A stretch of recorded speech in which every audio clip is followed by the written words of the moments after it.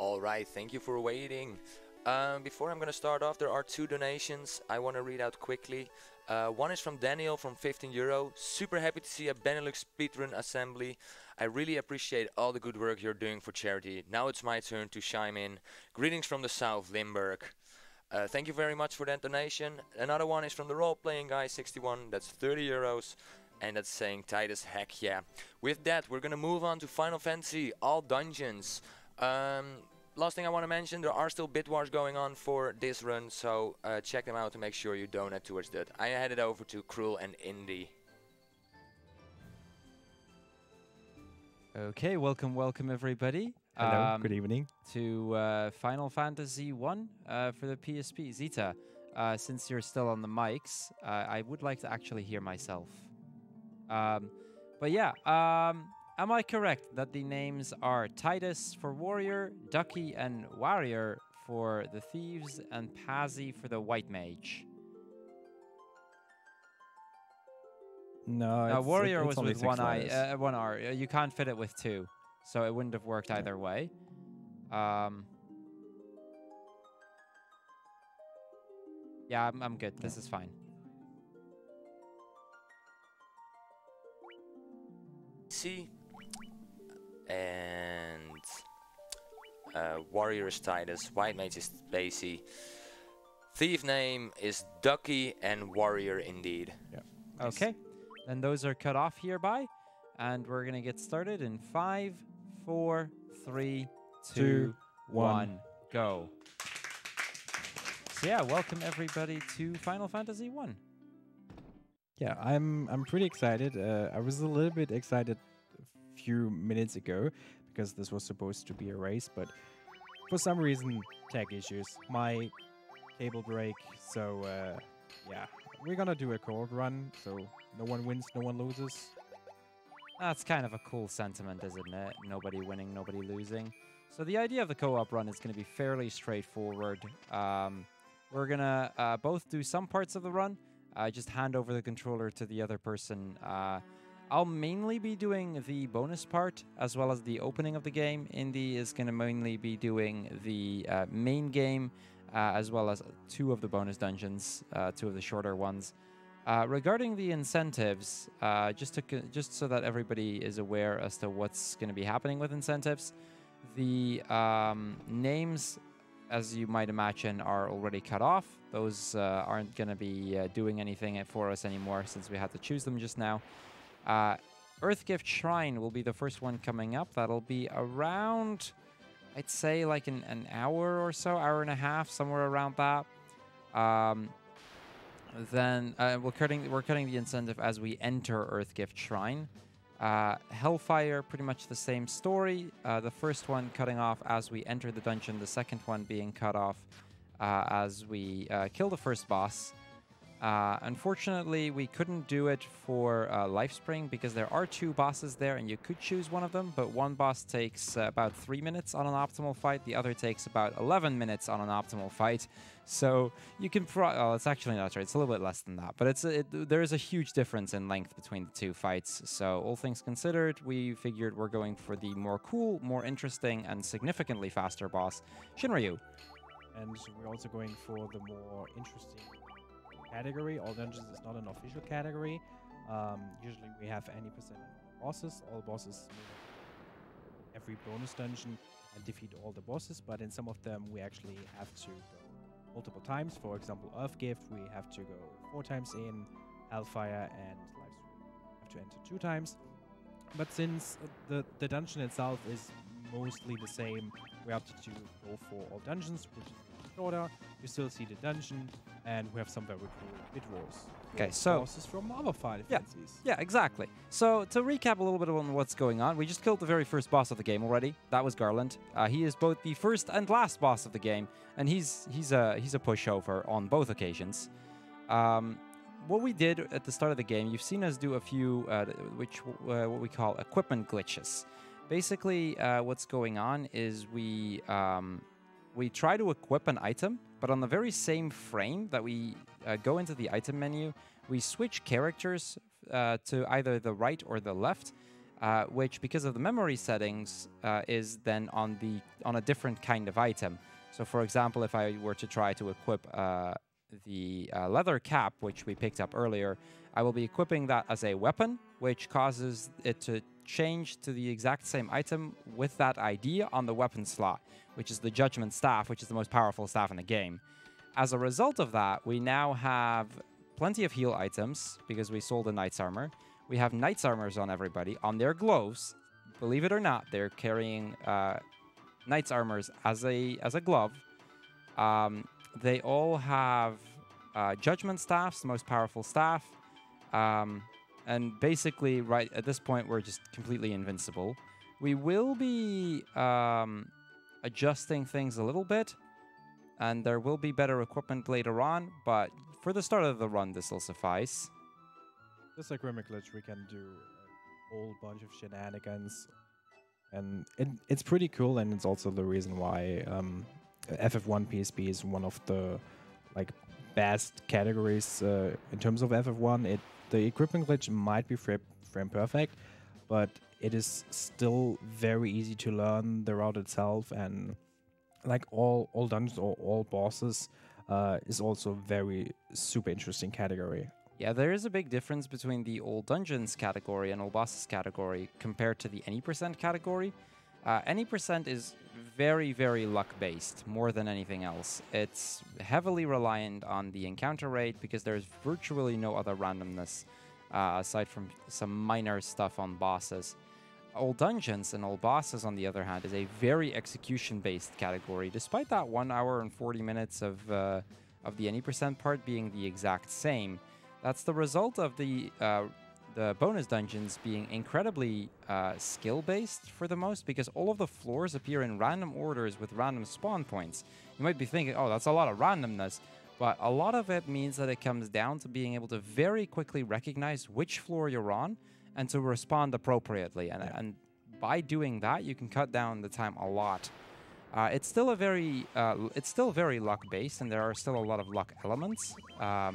But it does mean that there's a lot more execution in this run than there is in the any percent run, just at least in the knowledge aspect. These are the pirates, by the way. Second boss of the game, as you can tell, very, very difficult boss right there. We just used one of our weapons as an item, which triggers the secondary ability, which for the Judgment Staff is the Black Mage spell called Flare, which is the most powerful black magic spell in the game, which gets us a ship. And now that that's done, we can leave Provoca, and we're gonna move on. Lots of side questing to do, don't we, Indy? Yeah, at the start it's like a whole big fetch quest. Maybe we can a little bit explain about the story. So we are the 4 Warriors of Light, and the 4 elemental fiends have, they are threatening the world. The Earth Elemental Lich, the Fire Elemental Merolith, the Water Elemental Kraken, and the Wind Elemental Tiamat. And yeah, they are threatening the world with their elements, and we're trying to defeat them. But currently we are we're in a very closed area, and we need to get a bunch of items, trade them, get new items in order to get access to the actual ocean where our journey can start. Currently we're going to the Marsh Cave because the castle we just passed was the Elfen Castle, and that castle, there's the prince sleeping with a curse, and yeah, we have to try to break that curse. But for that, we need a medicine. That medicine we get from a witch. That witch can't see anything, so we have to find her eyes. Those eyes were stolen by an evil elf king.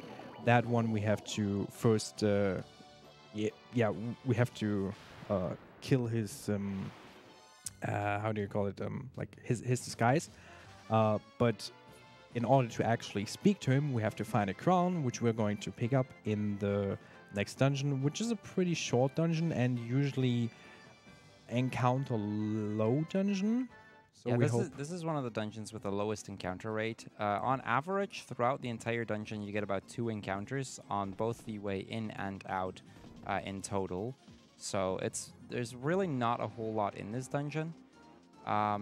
all we're really here for is that crown. There is one set encounter that we're guaranteed to get, which is a bunch of Pisco demons. Spike tile.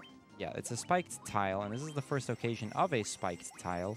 Spiked tiles basically means they're tiles where you're guaranteed to get an encounter. It's also, we're going to be using a different spike tile later on to actually grind out our levels. Indy will be doing, among others, that part. I guess I'll just hand it to you during the Lich fight. Yeah. The Lich is the first big boss in the game. But yeah, basically those elemental archfiends, they've been sent here from 2,000 years into the past by Garland, the guy we just fought. And we're kind of in a time... Oh, crap. Now you see why it's a spike tile. Every time we stab on that tile, we get a fight. Now, normally, you're not supposed to do this fight twice. Luckily, you know, we're actually really good time-wise for the early game. Generally, you want to pick up the crown before the 10-minute mark, and even with that extra fight, and, well, with that, the extra level, we still managed to get the crown very early on. So this is actually a really good opening so far. Yeah. I mean, worst case would be you go into the fight and then just run away without picking the crown. There are several items you have to like pick up, then leave the dungeon again. And if you forget to pick up the item, this can cost you a lot. But at this point, Cruel and I, we should be able to not forget it. I mean, it happened to me before, I think, but... Yeah, for the any percent part for me, it's almost entirely muscle memory. Yeah. Back when the Final Fantasy tournament was going on, I actually got a good chance to de-rust this a good bit. And you actually won that. Yeah, I actually won that. I got back into shape for that, for that. So the any percent part shouldn't be a big problem. All bosses is the category that I enjoyed the most. And also the category that if I ever run this, it's usually at least, you know, an all dungeons, all bosses, full bestiary kind of setting. Just because the bonus dungeons are really, really fun. The any percent part, in my opinion, is pretty boring for the most. At least to run it, it's a really easy game, by the way. You know, it's a good starter speed run if you're ever looking into speedrunning RPGs. But it is not all that interesting after the first few runs, if you ask me. But the old dungeons part, because of the fact that the dungeons are all, like, floors are in random order, you don't know what to expect, they keep you on your toes. So yeah, we had the crown. This is the Dark Elf Astos, and we're coming up on one of the fights that I actually did a lot for. It's a little bit different in all bosses than it is in any percent. In any percent, you use physical attacks with your with the ninja and warrior, which you only have one of at that point. And you use spells with a black mage and white mage. Oh, that's bad. Death is annoying. To explain how the XP work in this game, you get a set amount, and depending on how many characters are alive at the end of the fight, those characters get, like, or the XP gets split for the living characters. So in that moment, all the three characters get a little bit more XP than they would with the white mage living, but the white mage doesn't get any XP, which is kind of bad because we need to grind levels out for the white mage anyway. So the grinding might take a little bit longer later on. It shouldn't really. This might cause us to have to do one extra fight, but because we kind of have to keep both the thieves alive anyway for grinding, because the all bosses grind is quite a bit different from any percent, it's one of those cases of it'll probably work out. I mean, it's not that big of a deal. Usually in like any percent and all bosses, I hope for the warrior to die. Yeah, the warrior is the least bad one to die. Ideally, you want nobody to die, because it means the fight takes longer. But if anybody dies, the warrior is the ideal situation, because that one doesn't actually need the levels as badly. So yeah, now that we have the crown, we're gonna move over to Matoya. Get that potion from her. Basically, after Astos, you get the Mystic Eye, which is what gives Matoya sight, and that's gonna give us the what is it called? Jolt tonic. Oh yeah, the Jolt tonic. That's what I was thinking about. I couldn't think of the name. I was thinking of like a herb or something, but that's Dragon Quest. Also, something you will notice that we get a lot more encounters in the forest. That's just because of the encounter rate in the forest is way higher than on the normal field. If we're dry or if we're on the ship, then the encounter rate is even lower than on the grass. So we might be lucky and don't get an encounter. Or we get stuff like this, and sharks are among the worst options because they're painfully slow. There are ways to help us run from enemies, which we're going to be using quite a lot. But yeah, we don't actually have access to it just yet. Yeah, we're trying to run as fast as we can on the world map, but also try to avoid the forest as much as we can. Yeah, you'll notice it a lot that whenever possible, you try to avoid a forest tile or two. I want to talk about that port right there because that's an interesting one. Oh yeah. So we just parked the ship on the dock, and actually, when we walk on the dock, there's no chance of us getting an encounter. So we can park it very far away and can walk on the dock, and we don't get any encounters there. And yeah, next up we are reaching Matoja's cave, and this is like one of the first or first places where we also encounter something like NPC luck, because those broomsticks can be very, very evil. I remember a French runner by the name of Asabe. He actually once lost a record he was off by just a few seconds because a broom got stuck in the doorway for like 20 seconds or something like that. Well, this is exactly what we mean. Broomstick monka is. That is not something you actually see a lot. It's very rare to actually have a broom get stuck in the door. Luckily, he got out pretty quickly, but yeah, brooms in a nutshell right there.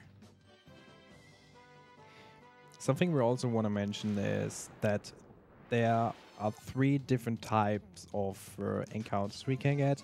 We can normal encounters like this. We can get preemptives, which mean we definitely are able to run away, except if it's an unrunnable. No, you can always run from it, actually. Well, we can always run away from Unrunnables never show up as a preemptive.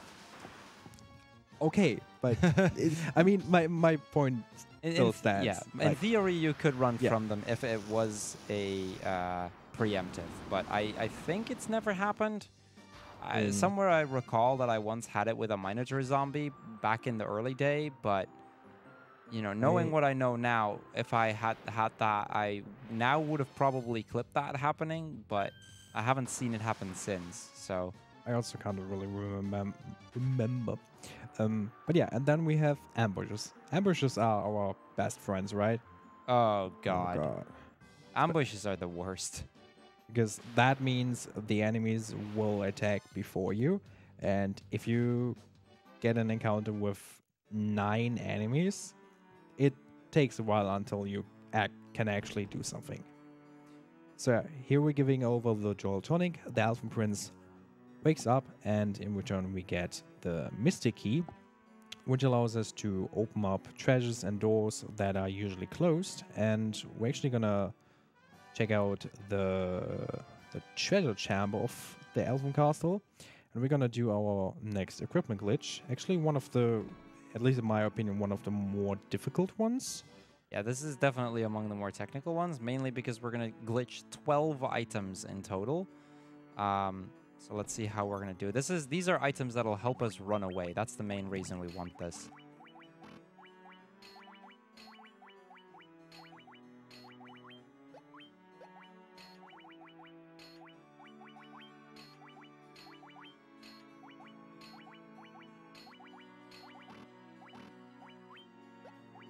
There we go. Okay, not my best menu ever, but it wasn't terrible either. It wasn't bad. You will also notice that we glitched the items in every slot but the shield slot. The reason for that is if we get attacked and there's a chance for us to block, and if we have an item in our shield slot that has no animation and then we block, then there's actually a chance that we soft block. There are a few items we can actually glitch into that slot, but those usually have an animation. We will do later on glitch the ribbon into that slot, which has an animation and which is pretty useful for the later part of the game. Yeah, so basically what happens with that is because you have a different kind of armor set equipped, as soon as you try to block it, it doesn't recognize the animation for that specific armor set. So it doesn't know what to do, and as a result, the game just crashes. It can very easily happen. Like, it's very easy to crash this game if you want to. But the result is also there are a few items, such as the ribbon and the lordly robes, but they're all late game items that we can equip there, which have existing stuff. And as long as there is an existing animation, it's fine, and it doesn't matter if you equip it in the shield slot. Yeah, that was the nitro powder, which we're going to be using near the dwarves in a moment. That was, by the way, the very first town that we started in. You know, ideally, if they had just, instead of giving us a bridge, they would have just given us that and a ship, we would have been on our way a long time ago. But apparently in this whole game, there's only like one ship. So they might have to think about what they're actually building. Yeah, the best part is that one ship is a pirate ship too. Yeah, this is Mount Duragar, and we're just going to give the nitro powder to one of the dwarves, which will trigger a cutscene, which we're going to partially skip, because cutscenes are in big part skippable in this game. We've already seen one cutscene skip at the start. You may not even noticed, but we skipped pretty much the entire story cutscene. It's about like a minute to a minute and a half normally, and we just go through it in a matter of seconds. And we're going to do the same thing here. All of the animated cutscenes are skippable by just mashing X. Also, you may remember that I earlier mentioned that we are kind of like prison in this part of the ocean. Yeah, we're just going to blow up the canal and gonna access to the whole world. Yeah, that one nitro powder is what makes sure that the two different oceans are now connected, and we can cross no problem. Also, that Maelstrom you see there, this is one of the bonus dungeons, the Livestream Grotto, which is the second to last bonus dungeon we're going to visit before we actually like finish the game. Yeah, most of the dungeons are kind of, or we're gonna kind of do towards the end. Whisperwind, Lifespring, Labyrinth are 3 of the 5 bonus dungeons that we're going to do at the very end of the run. Earthgift, we're going to do somewhere in between because it's kind of on the way anyway. And the same kind of goes for Hellfire, I believe. Yeah. Yeah. I think we do Earthgift and Hellfire back to back. Kind of. I think there is Sunken Shrine in between or something, but yeah. Fair enough, yeah.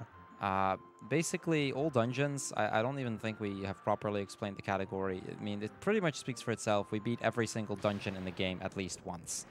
That means all of the regular dungeons, which you have to do anyway.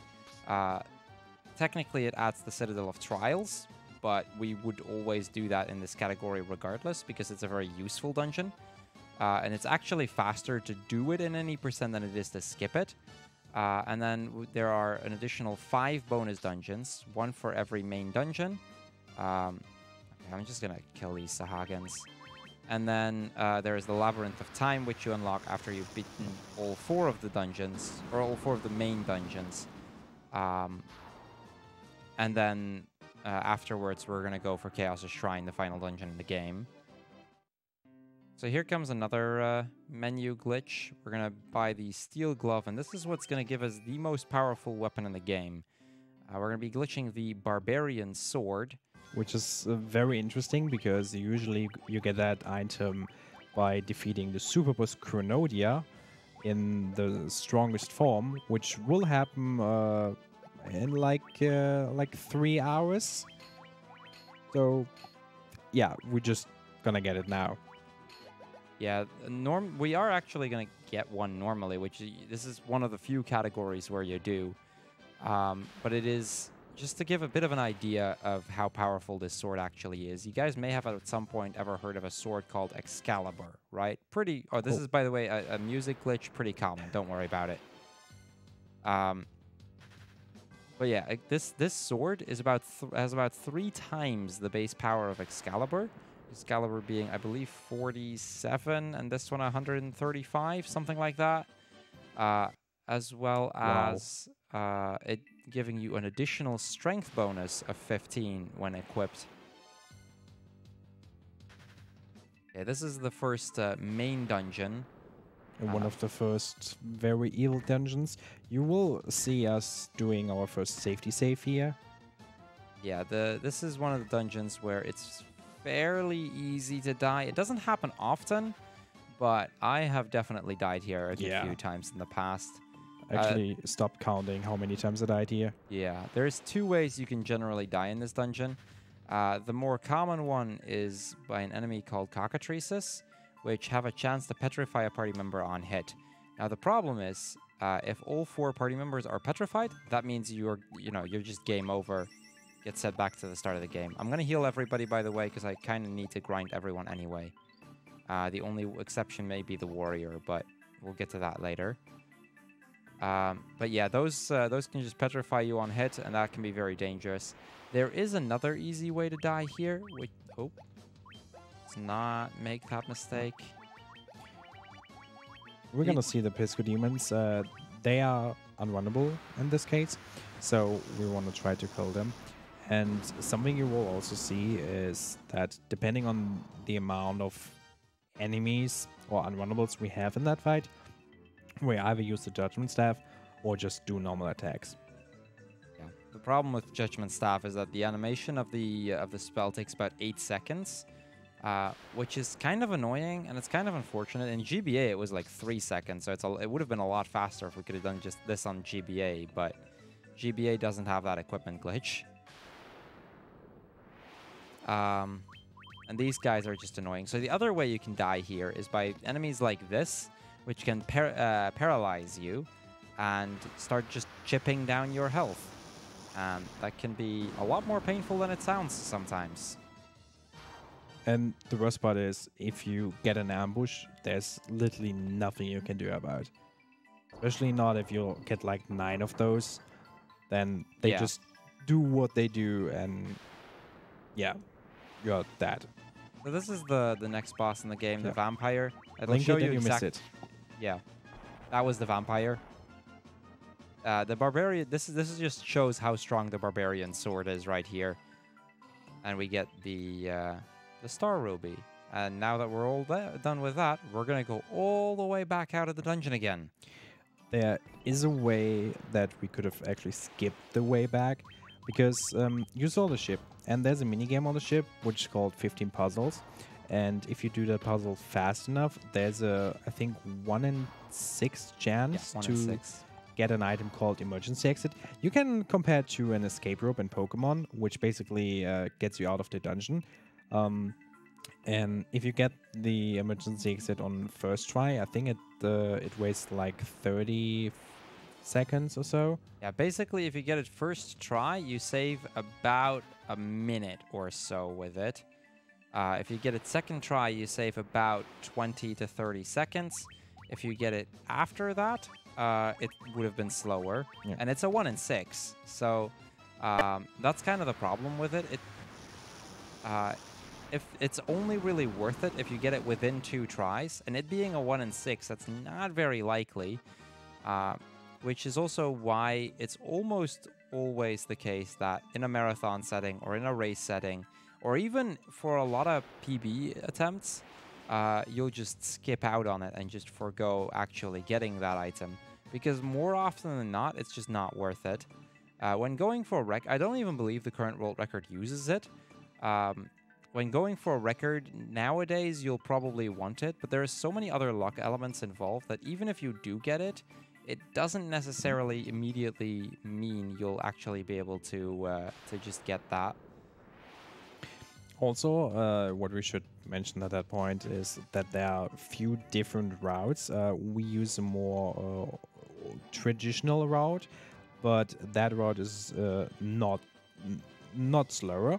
I mean, Cruel has participated in the last Total Chaos tournament, which is basically the FF1 PSP any percent tournament, and he actually managed to win the tournament with the old route and have beaten all of the people who were using the newer route, which is It's on average, it's faster. On average, it's faster. The difference in the routes there is the newer route is safer and more consistent, whereas the older route is technically speaking faster, but a lot more volatile. So most people will go for the more consistent, safer route.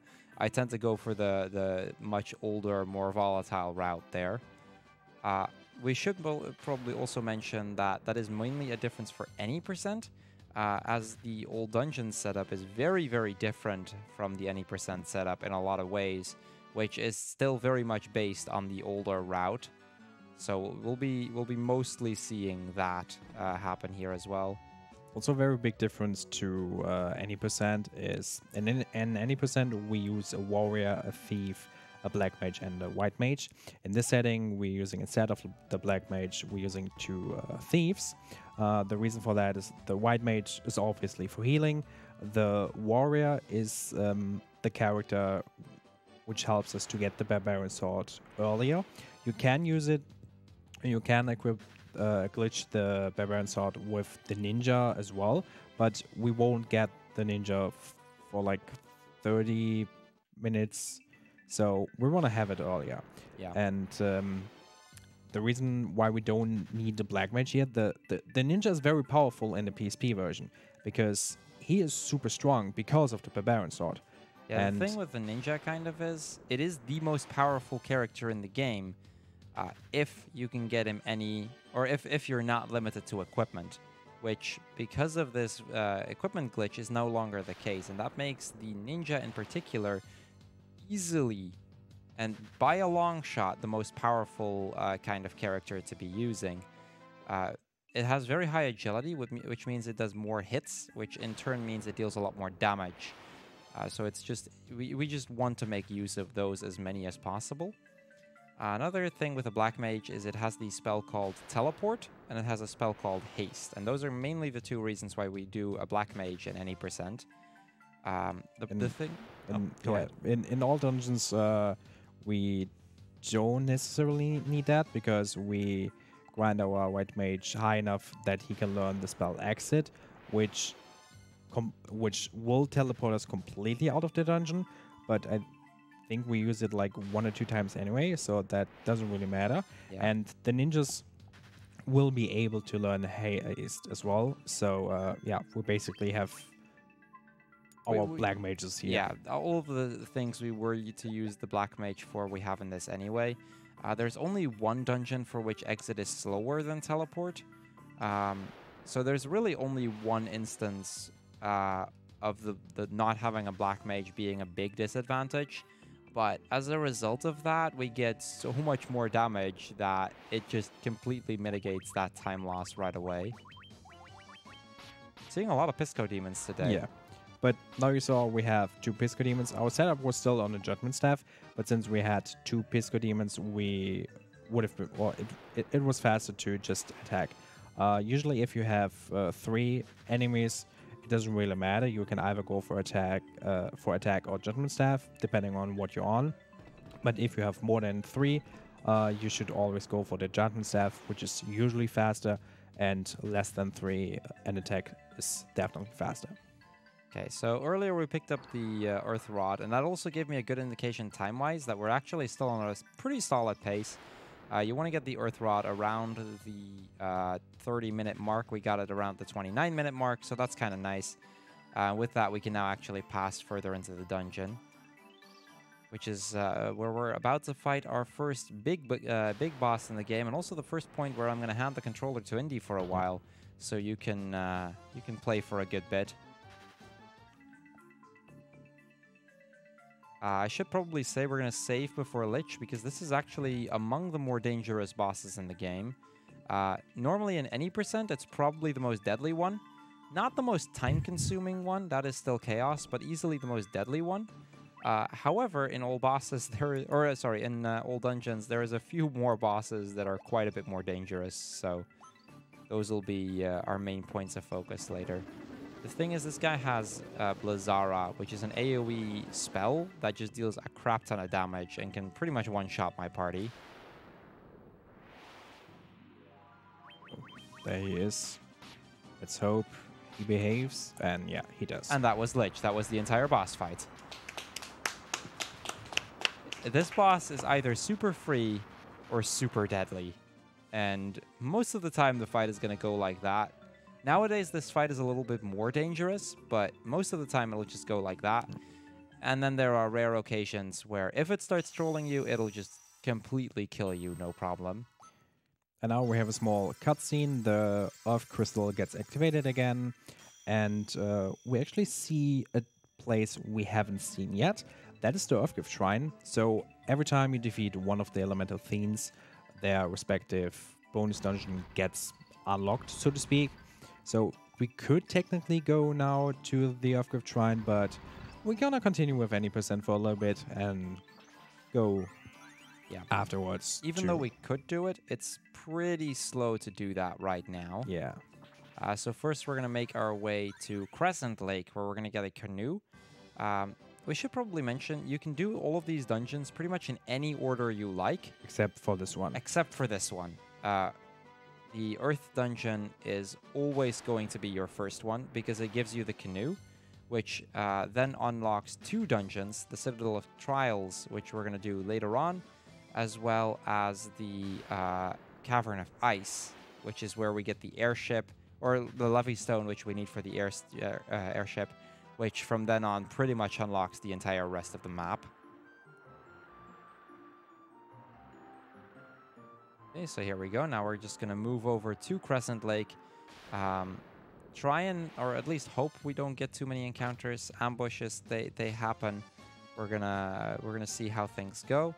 And then once we're done with this part, we just have to go into town, get that canoe. We're also going to get a bunch of ethers. We want to just get as many as possible of those, because we kind of will need magic healing items later on.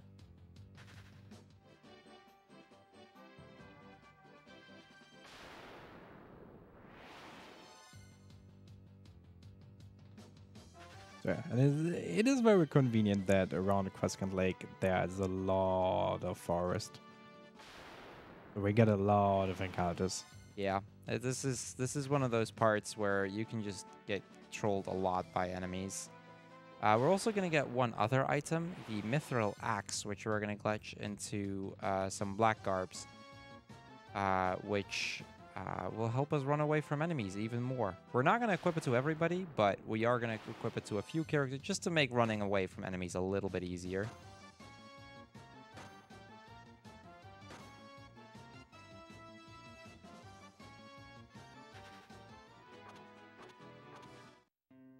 You might want to heal that poison off. Yeah, I need to put the menu in here. 41 or more. Just buy a 99. Okay. It's all dungeons. Yeah, here we get the Mithril Axe. As you can see, only the warrior can equip it, so we can only glitch it using the warrior.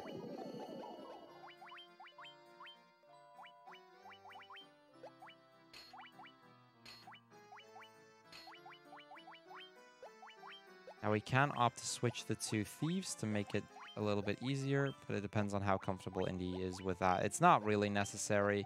It's pretty much just runner preference if you do 1 thief or 2. I'm actually gonna do it. I mean, we want to play a little bit safe, so... True. So yeah, that is really one of those cases where it's runner preference as to what you do. You can either opt to get that as well, or you can opt to just forego on it and not get it. And it doesn't really make a big difference. One is a bit more risky, the other is a bit slower but more consistent. It's kind of you're kind of always balancing those 2 things, consistency versus speed. And that goes for this run in particular. So yeah, with that we're going to move on to the next dungeon, which is going to be the Ice Dungeon, Cavern of Ice.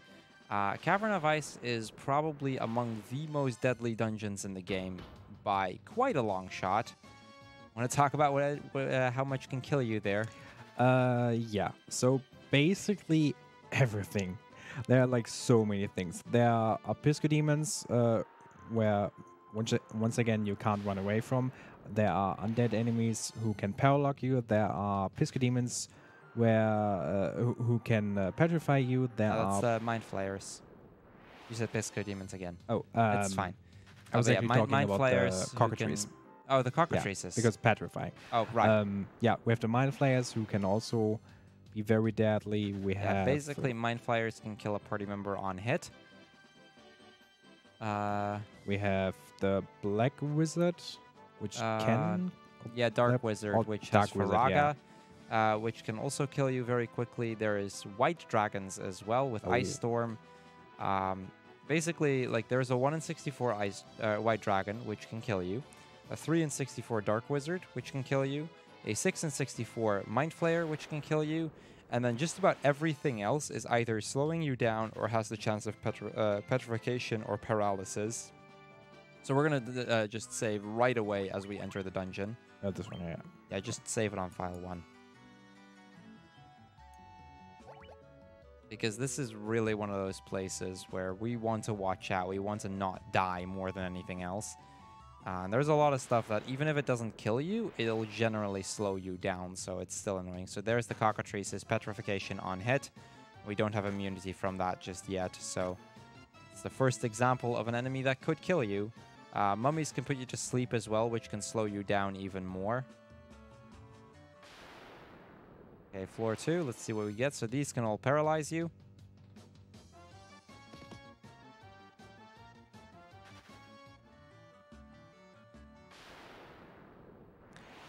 You see, we get a lot of encounters here. Yeah, and again, everything can paralyze. This is just one of those cases of everything can be very deadly. So I guess as we work our way through the dungeon, host, if you have stuff to talk about, feel free to. I absolutely have stuff to talk about. First of all, I've got 2 donations. Oh, no. Just staff. No, sorry, I make a mistake. I do not have 2 donations. There we go. I've got 1 donation from Jenga that is 50 euros saying great speed, speedest in fact with a heart sign. Thank you very much for that donation. And with that, yeah, we are raising money for the Dutch Cancer Society, which is a nationwide organization committed to fight cancer while aiming for more cure and a high quality of life for those already battling the disease. 95% of your donations 95% of your donations will go to the Dutch Cancer Society. The other 5 will help improve BSG. Okay, so this is another unrunnable attack. Attack, don't staff. This doesn't die to staff. The ice, I guess, at this point does not die to a judgment staff, sadly. So it's always faster to just physically attack this. The damage range we got just now on that green specter. It's a damage range. It's likely to hit it, but we got unlucky there. Very unlucky. And I'm kind of getting flashbacks now. It'll be okay. We're doing this together now, Indy.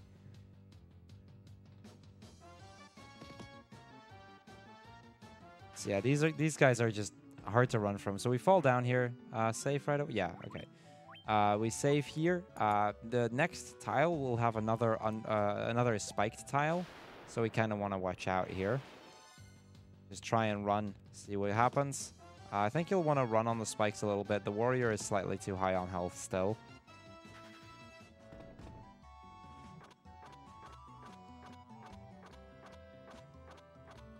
That'll probably do.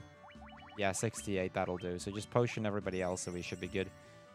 Basically, we're going to set up the grind in such a way that we're going to first and foremost grind out all of the thieves to level 24. And then once the thieves are grinded out to 24, we're going to have them die off and grind just the white mage all the way to level 33, because that's the level we need for Hilaga later on. Now, in a very old route of this game, we actually used to get Hilaga always, but we wouldn't do the Citadel of Trials, and then we learned that with Citadel of Trials, in any percent, you can skip Hilaga, and you'd only need to grind to level 18 and a half. But unfortunately for all dungeons, we very much still need to use that spell. So yeah, this has been a pretty slow Cavern of Ice, but it happens. Right here, there's another one of those places where we're going to save. Throughout the grind, we're probably going to save once or twice just to make sure that we keep up with the progress. And this is another Spike Tile. This is a mini-boss called the Evil Eye. The first thing we're going to do is we're going to wait for the warrior to die. There we go. Perfect. Perfect. It's might be better to just have one of the thieves attack, have the others defend. It saves a few frames every fight. And we get the Levy Stone, which we need in order to get the airship later on. So yeah, just a bunch of grinding to do. And while we're grinding, I guess I might as well talk a little bit about how the both just do attack, defend, defend. Okay. Until you switch to White Mage. And then so that we talk about a little bit about how we even got into this category. Because this is quite a unique category in many ways. Way back when I was still pretty new to this game in general, there was a category for the NES version, which was all monsters. It was only run by one person. It was not something that was commonly done, but we figured, you know, this could be fun to look into if this would be viable for PSP. Then we learned that to complete the bestiary, we'd need to do the Labyrinth of Time not once, but 8 times. And it's a 30-minute dungeon that is done optimally. On the longer end, it's closer to an hour. So you would be looking at 5 or so hours of just that one dungeon. And we were like, yeah, okay, no, we're not going to do that. And so we created the category All Bosses with just one version of Chronodia, the boss of Labyrinth of Time, and just finish it up with that. By now, I should say that I have done full bestiary, and it is a category that exists, but that's a different story altogether. Now, as for you, Indy, how did you get in this? Well, when I started with any percent, I was really enjoying it because the game was really fun. But at some point, I was like, okay, I want to go more into this game, and since there was all bosses, I thought, like, you know, it would be interesting to still do the game I know, but do a little bit more of it. And I think it was like half a year ago when we actually decided to do an all bosses race. So Cruel came to my place, and I did my very first run with his help. And granted, you were a little bit rusty, but we actually finished quite like 5 minutes apart. Yeah, I think we finished within minutes apart. I definitely didn't have my best run ever, and I was very rusty, which, like we said, matters in this category. But because of that, it was actually a pretty interesting and pretty close race on that one. And then we figured out, hey, we maybe could submit it to BSG, and Cruel came with the idea, yeah, we could also do all dungeons, which is basically all bosses, but just way faster. It's way faster, and generally just a lot more interesting as well. And we have some very cool bid wars for you guys. Just half. Yeah. All right. With that, might I interrupt you guys for one moment for a donation? Sure, go ahead. Wonderful. I've got one donation from Bamboo Shadow from 25 euros saying Lufia 2 later PogChamp. Thank you for that donation. And I heard Indy already mentioning the bid wars. The bid wars that are left are Earthgate Shrine boss name. Not the boss name, but the boss that we're fighting. Oh, my bad. Sorry, the boss you're fighting. Then we also have the Hellfire Gasm first boss. And we've got the Hellfire Gasm second boss. So throw those donations in. You can still make everything happen with these bid wars. Yeah, because as we mentioned, at the end of the Earthgrave Shrine only has 5 floors. And at the end, you can fight one of 4 bosses, which are from FF3. We have Echidna, we have Cerberus, the two-headed dragon, and Ahriman. But once you went into the boss room, the door gets locked and you have to fight the boss. And then when you want to leave the dungeon, you will get warped back to the entrance. So you have to do the entire dungeon again. And since we're doing all dungeons and we're gonna do every dungeon only once, well, there are 4 bosses and you can basically choose which one we're going to fight. It doesn't really matter which one because Earthgift is pretty simple. Yeah, all of the bosses take about the same amount of time. Ahriman is slightly slower because it has a little bit more health than the others, but still all of the bosses there go down within 2 turns anyway. For Hellfire, it's kind of the same story. Scarmiglione is a little bit slower because it's 2 fights, but it's also a lot more interesting in my opinion. Oh my body. Oh my body indeed. And then Barbarisha Rubicante, it's kind of the same either way. So, you know, they're both interesting bosses, you know, especially if you've played FF4 or like FF4.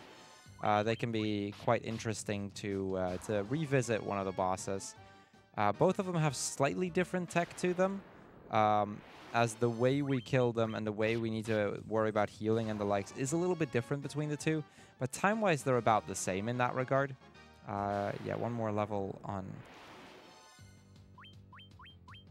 I think this might also be a good point to just make a quick safety save again. Yeah, good idea. The thing is, there is very much a chance that while we're grinding, we get a random encounter that could kill us, and that would lose us all the grinding process. And that'd be really annoying, because that means we're here just grinding for more.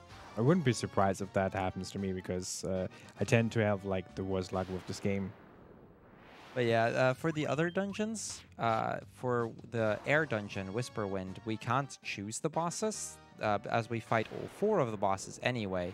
So that dungeon is actually the same between all dungeons and all bosses. Lifespring is not, but as we mentioned before, there's a big difference in time between the 2 bosses, with one of the bosses just taking, I think, a good 5 minutes more than the other one.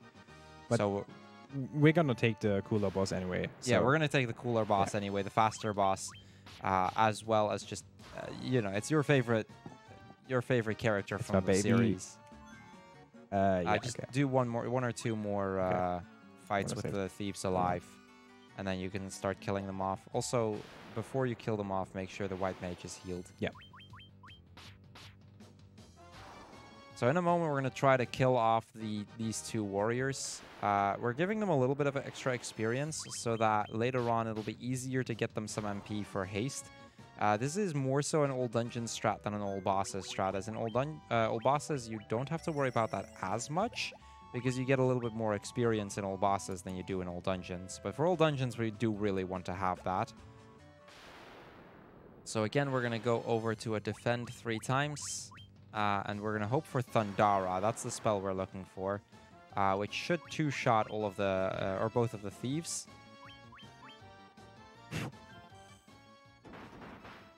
Okay, still fine. We do have to watch out for stuff like petrification and paralysis. Okay, that's still fine, because we want to make sure that the white mage lives through this fight. Okay. Also, something we haven't mentioned is the order of the party members, because that one's actually pretty important. Right. We put the warrior, basically the way that Final Fantasy did that. In most Final Fantasy games, you have a thing called back rows and front rows. However, back in Final Fantasy 1, they didn't quite have that. Okay, kill it. They didn't just have that quite yet. So instead, what they did is they decided to make the very first party member the more likely one to get hit. So basically what happens is the first party member is about 50% to get hit. The second one is about 25%. And the last 2 are about 12.5% each. As a result, we want to put like the characters that are just meant for, you know, healing and the likes, your mages. You want to put those towards the end of the party, and that's mostly just to make sure that, you know, your mages don't get hit all the time. The warrior is more so a tank character than anything else. And as a result, we just put him in the front to ensure that they are the ones taking the hits, rather than having my mages or just in general my more vulnerable characters take those hits. So right now we're going to grind out the white mage all the way to level 33.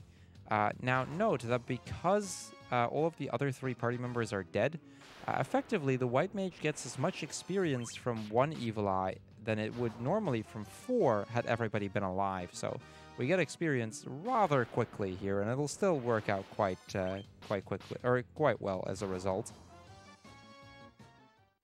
There's also a little bit RNG in the character development, because when you level up, you get stats, and you get either like the minimum stat or the maximum stat. So either like 2 HP or 20, for example. Yeah, and that's kind of especially going to play into, or going to come into play for the thieves, where depending on how much they get, there's a chance that they'll either be very high in HP and it'll just work out the way we want to, or they can be very low in HP and it can actually be problematic later on in the run. Right now I think we're alright, but it's been a while since I've done a full All Dungeons run and actually paid much attention to it, so but I think we should be good in general. Okay, so this is a white dragon. Double dragon. These are, yeah, we call them double dragons sometimes as a reference to another runner, a Canadian runner named Double Drop, who, well, let's just say has lost a lot of runs to white dragons there. They're not super dangerous anymore because the white mage has so much HP already, but they can still be quite a pain.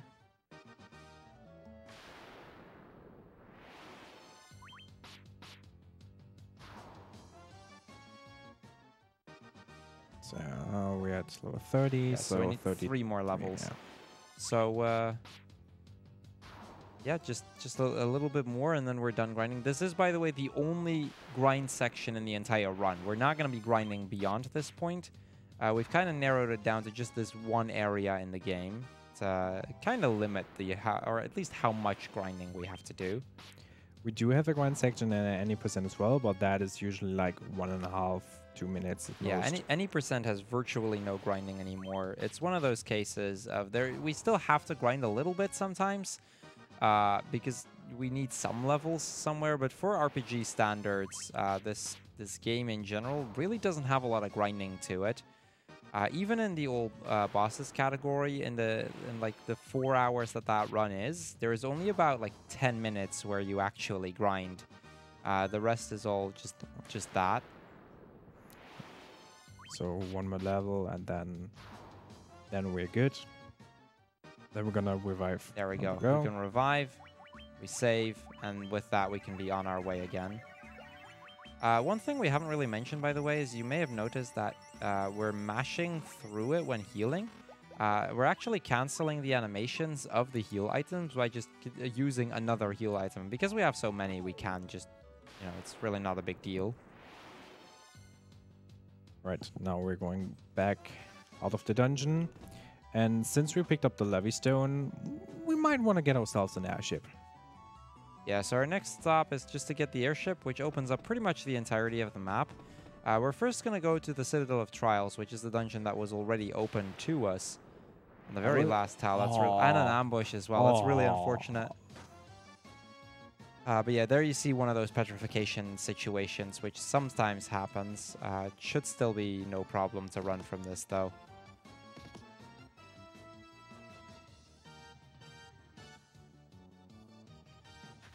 Okay, there we go. White Mage. We have gold needles, luckily. Just sort the inventory. Oh, okay, that works too. Yeah, there we go. Now everybody is good again, and we can just keep moving. The Citadel of Trials is next because that'll allow us to get a class upgrade, which is going to make the warrior a knight, the thieves are going to become ninjas, and the white mage is going to become a white wizard, which unlocks a lot of extra abilities. It ups their stats a bit, and that's going to just be tremendously helpful throughout the game. There's a lot of points where we want to make sure that we have that. One of the additional things is that the white mage, because of that, can learn the spell Exit, which we're pretty much immediately going to get, as that's in Crescent Lake. Yeah, I guess while we get the airship, M3, if you have more to talk about. Yes, I was just about to ask. We've got one anonymous donation of €25 without any comments, so thank you for that donation. And yeah, now I'm talking anyways. If you're a Twitch Prime user, you can consider using your free monthly subscription right here on the ESA channel. You will get access to both ESA and BSG emotes, and you get to support both events. So what is holding you back? Thank you. Okay, so right here is the Ryokan Desert, I believe it's called. I'm not entirely sure on the name. Yeah, there you go. Which is where we're going to get the airship. There's another cutscene here, which again, we're going to skip the bigger part of it once we get into the fully animated cutscene. I should probably mention, these cutscenes are only skippable on the PSP version of the game. In GBA and the likes, these cutscenes play in full. So that's just another case where PSP becomes faster just because of slightly different mechanics here and there. So we're going first to Citadel. Yeah. And afterwards we're going shopping. Left. Left. I think you're already too far south. Yeah, so we can park it here. We're probably gonna yeah we want to save because currently we are not immune against the status elements and insta deaths, and there's one enemy that can kill us instantly, which is the sandworm. It's actually happened to me during this is kind of a funny thing. So there's I believe it's a 3 and 64 sandworm, or it might be more common in this desert actually. Pretty normal encounter. Normally it's fine unless it decides to ambush you and then earthquake you. If that happens and it hits every single party member, that instantly wipes. And it's kind of funny that this is normally the most rare death in the game. To my knowledge, it's only happened like 3 or 4 times in total. 2 of those times were during the finals in the Final Fantasy 1 tournament. Once to me during round 1 of the finals from this year, and once to an American runner, Lenafis, in the finals. Or actually, that was the semifinals, I believe, 2 years ago. So it's an insanely rare death, but for some reason it seems to very much target the finals of the tournament. So yeah, especially for marathon purposes, it's just a nice place to save. So yeah, and what's an RPG without a teleporter maze, right? So here is this one. The one cool thing about this teleporter maze is every single time we step into a teleporter, the danger value, which determines how likely you are to get an encounter, it completely resets. So as a result, it is actually mostly the case that for the first half of the dungeon, you're usually only getting like 1 or 2 encounters, and then the second half they get a little bit more common because you don't keep teleporting all around. It's also always the lower teleporter, just without exception.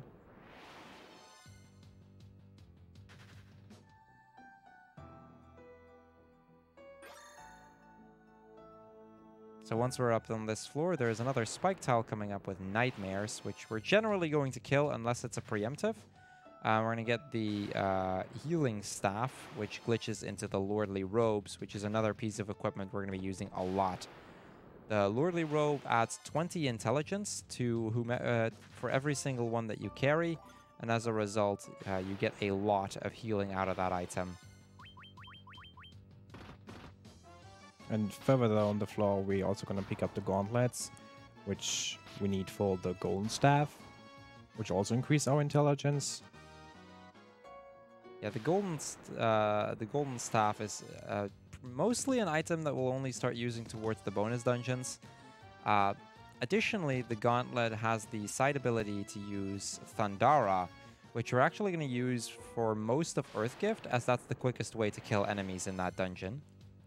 Additionally, because of how much intelligence we're going to be getting, later on we can also use the gauntlet on several unrunnables, as normally they don't die, but because of this being a different category and all dungeons having a lot more levels and intelligence, them actually being killable with just the white mage.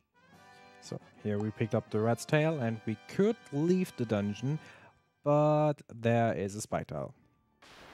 And maybe if we're lucky, we get a very rare item, which we might need for the later part, because this dragon zombie can drop a mega elixir, which we didn't got, No, we sadly. didn't get it. So the mega elixir is a pretty rare item. It's a pretty rare drop. We're gonna get 2 by default throughout the run. 1 in Earth Gift. Actually, no, we don't get that in Earth Gift. So we're only gonna get 1 Well, from. it depends on which. It depends on the boss that yeah. wins. I believe it's next to Ahriman. So if Ahriman wins the bid war, we get an extra mega elixir, which would be quite convenient. Yeah. If it doesn't, we only get 1, which we get from the Phantom Train from Final Fantasy VI. That one we're guaranteed to get, and we'll use that mostly for Chronodia later on. That's an unfortunate. These enemies around here tend to be kind of annoying to run from. We're gonna get ways of increasing our run chances again later on, but we're not quite at that point just yet. I'm gonna heal because I wanna save there. I'll save anyway because there are still the sandworms around here. So let's hope.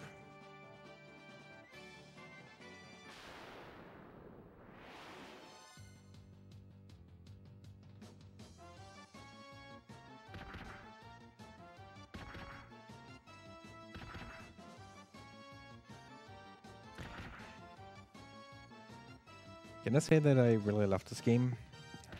Yeah, this is how the game can sometimes just decide to troll you. There's nothing you can do. But yeah, and right now we're gonna first upgrade our classes. So right here on the left, there's a few islands. This one. Yeah, that one. The island south of here, that one immediately south, actually has Hellfire, which we can't enter yet. We haven't unlocked the dungeon just yet.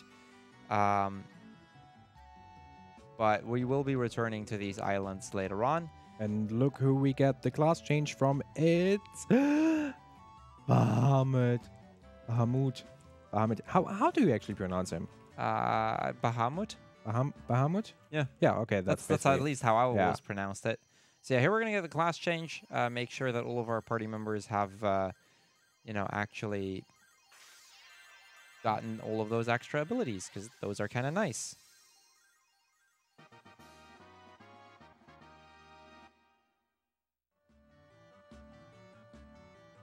Now that we have that, we actually are going to make our stop in Melmond, and we can immediately after go for Earth Gift if we were to want to. I think we're going to leave that for once we're going towards Tiamat, I think. Once we have the Rosetta Stone. I mean, at least doing the Volcano now. Yeah, Gulg is probably better to do just now first. But first, spells. Specifically, we're going to be looking for Hilara. Now, normally we'd also get Teleport, but that's not an option. Did you get Exit, by the way? Not yet. Okay. We'll do. I mean... Yeah, we can get it on our way to Gulg as well. We can get Haste now as well. Yeah. So... Back to Elfheim, get the Haste for both of the ninjas. And then it's a quick stop in Crescent Lake to get Exit. Yeah.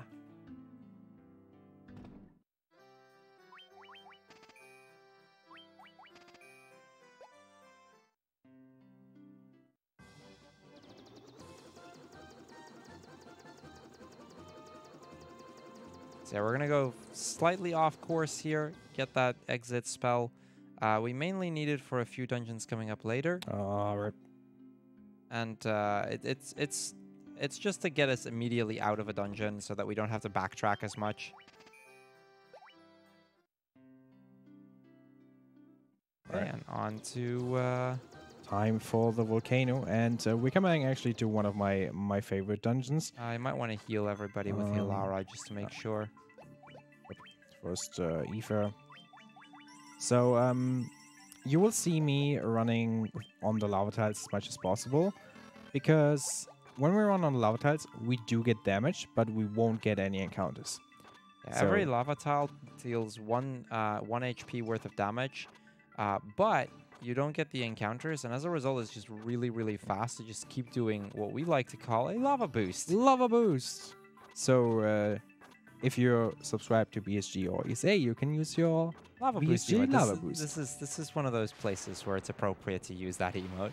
Yeah. But yeah, you can run. Okay, This isn't unrunnable. There is an ogre mage encounter that is unrunnable, which is why I assume you were doubting yourself a bit there. But you know that this one was runnable because there was a regular ogre there. Otherwise, it would have been one that we needed to kill. Okay, so this is preemptive, immediate run. On average, you're going to see 2 to 3 encounters in this dungeon in PSP, which is fewer than in most other versions. Generally, this dungeon is pretty straightforward, luckily. Speedrun-wise, because of all that lava and because of not really having to worry about random encounters, it becomes a somewhat technical dungeon, but also a really fast dungeon. And that gets us to the second big boss in the game, Merilith.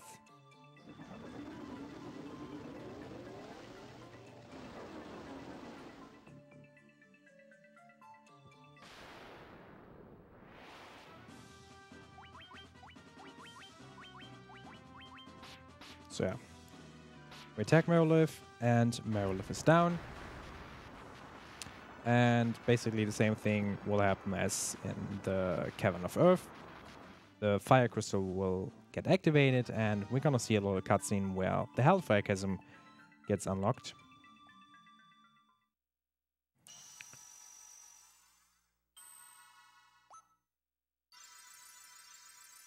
Which I do think we're first gonna do all the Sunken Shrine stuff, and after Waterfall. Yeah, after Waterfall and we have the Rosetta Stone, we're gonna go for Earth Gift. We can do Earth Gift, Hellfire, all that stuff. Yeah. So those incentives, we're starting to get a little bit close to starting to close them off. We still have a little bit to go. There's a few places that we're gonna do first, but just, you know, if you want to get a specific boss from either FF3 or 4 visible, you'll probably want to get your donations in for that relatively soon. So yeah, next up is the Sunken Shrine, which is the next, or the third big dungeon. Before we go there, we're going to go to the right here to Caravan, where we actually have to buy quite a few items. First, we're going to get the Bottled Fairy, and once we have that, we want to buy about 40 or so items that give us either additional health, so the Giant's Tonics, as well as the Speed Drinks, which will up our amount of attacks. We'll be using those for some of the bosses later on, so just to make sure that A, we stay alive, and B, we deal as much damage as we can.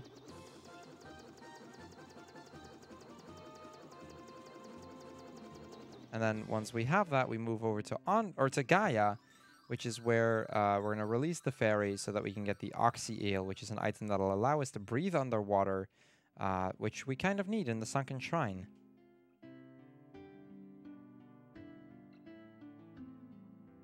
Nice NPC right there. Yeah, there are like so many ways where RNG can troll you. Even the NPCs can just literally hate you. Oh, absolutely.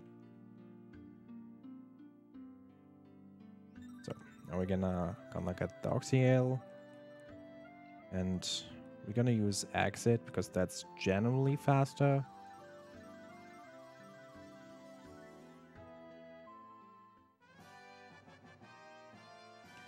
Now that we have the Oxyel, we can move over to Onrak, where we're going to get two things. First, we're going to get Hilaga. This is the first instance of Exit, by the way.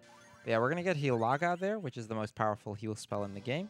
And once we have Hilaga, we can go into the Sunken Shrine.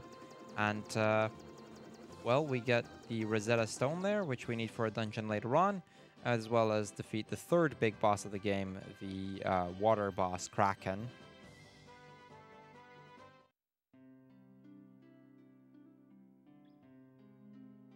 Yeah, here we go to the white magic spell. This is what we need at level 33 for, because the white mage or white wizard can only learn that spell starting level 33. That's the minimum level we need. Since we have that, we can just move on. Also, fun fact, you can answer yes or no on this barrel, and the default answer is always no for some reason. Yeah.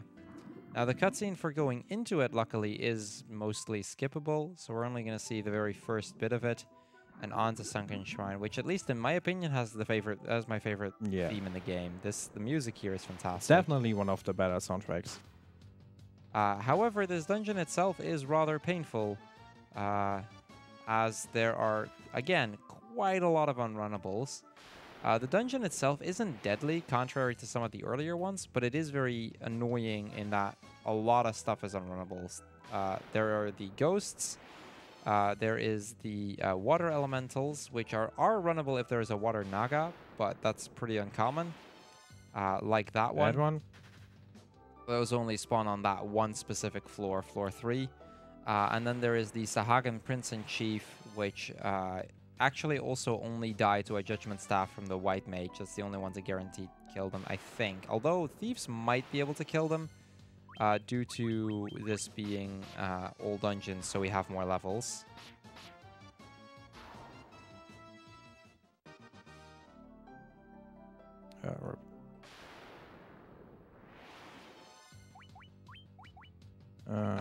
Yeah, you can probably try it. If it doesn't kill the Chief, I'm gonna like. then I just hope it works. When they should die. Yeah, okay, Or so not. the prince doesn't die to it, but then it's just one physical attack.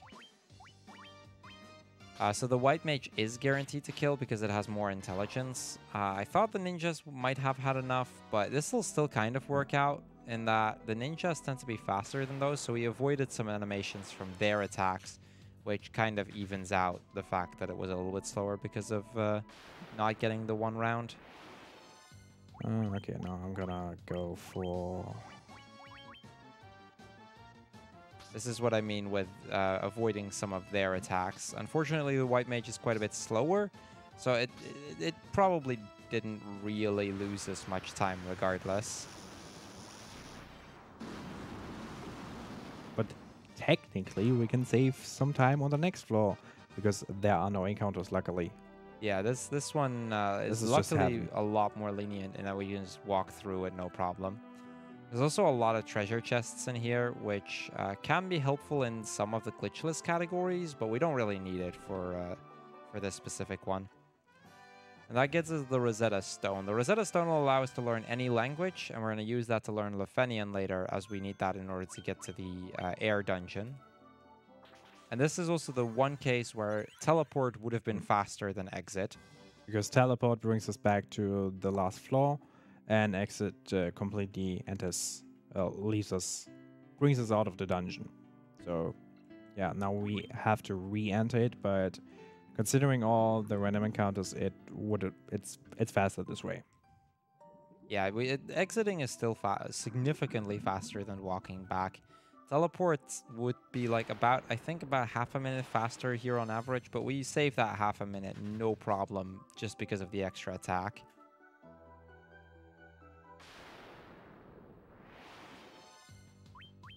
We have been getting somewhat unlucky with the unrunnables so far, this already being the third Sahagan Prince and Chief combination and the fourth unrunnable in total. But that's just this dungeon. Sometimes you get through it with no unrunnables. Sometimes you get a ton of them, and it's completely down to luck.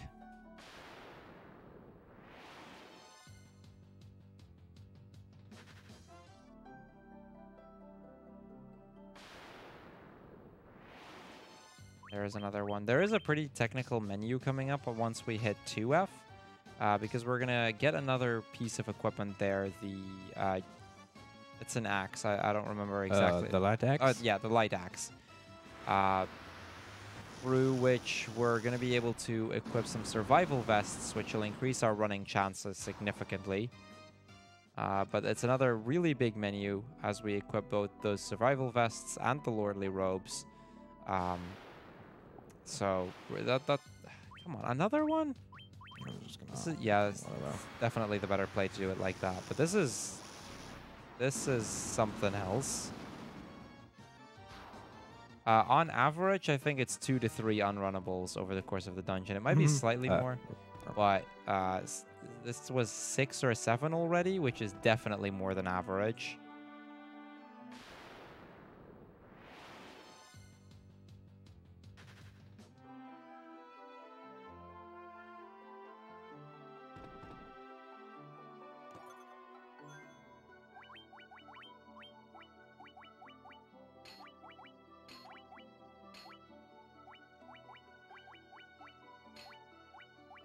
Oh.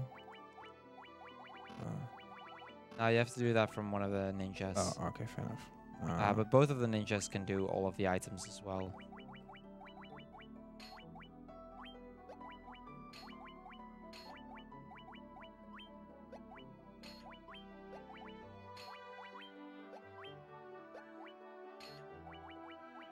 Okay, so here we're going to go slightly different. Lordly Robe, Survival Vest, Lordly Robe, as we need that extra magic.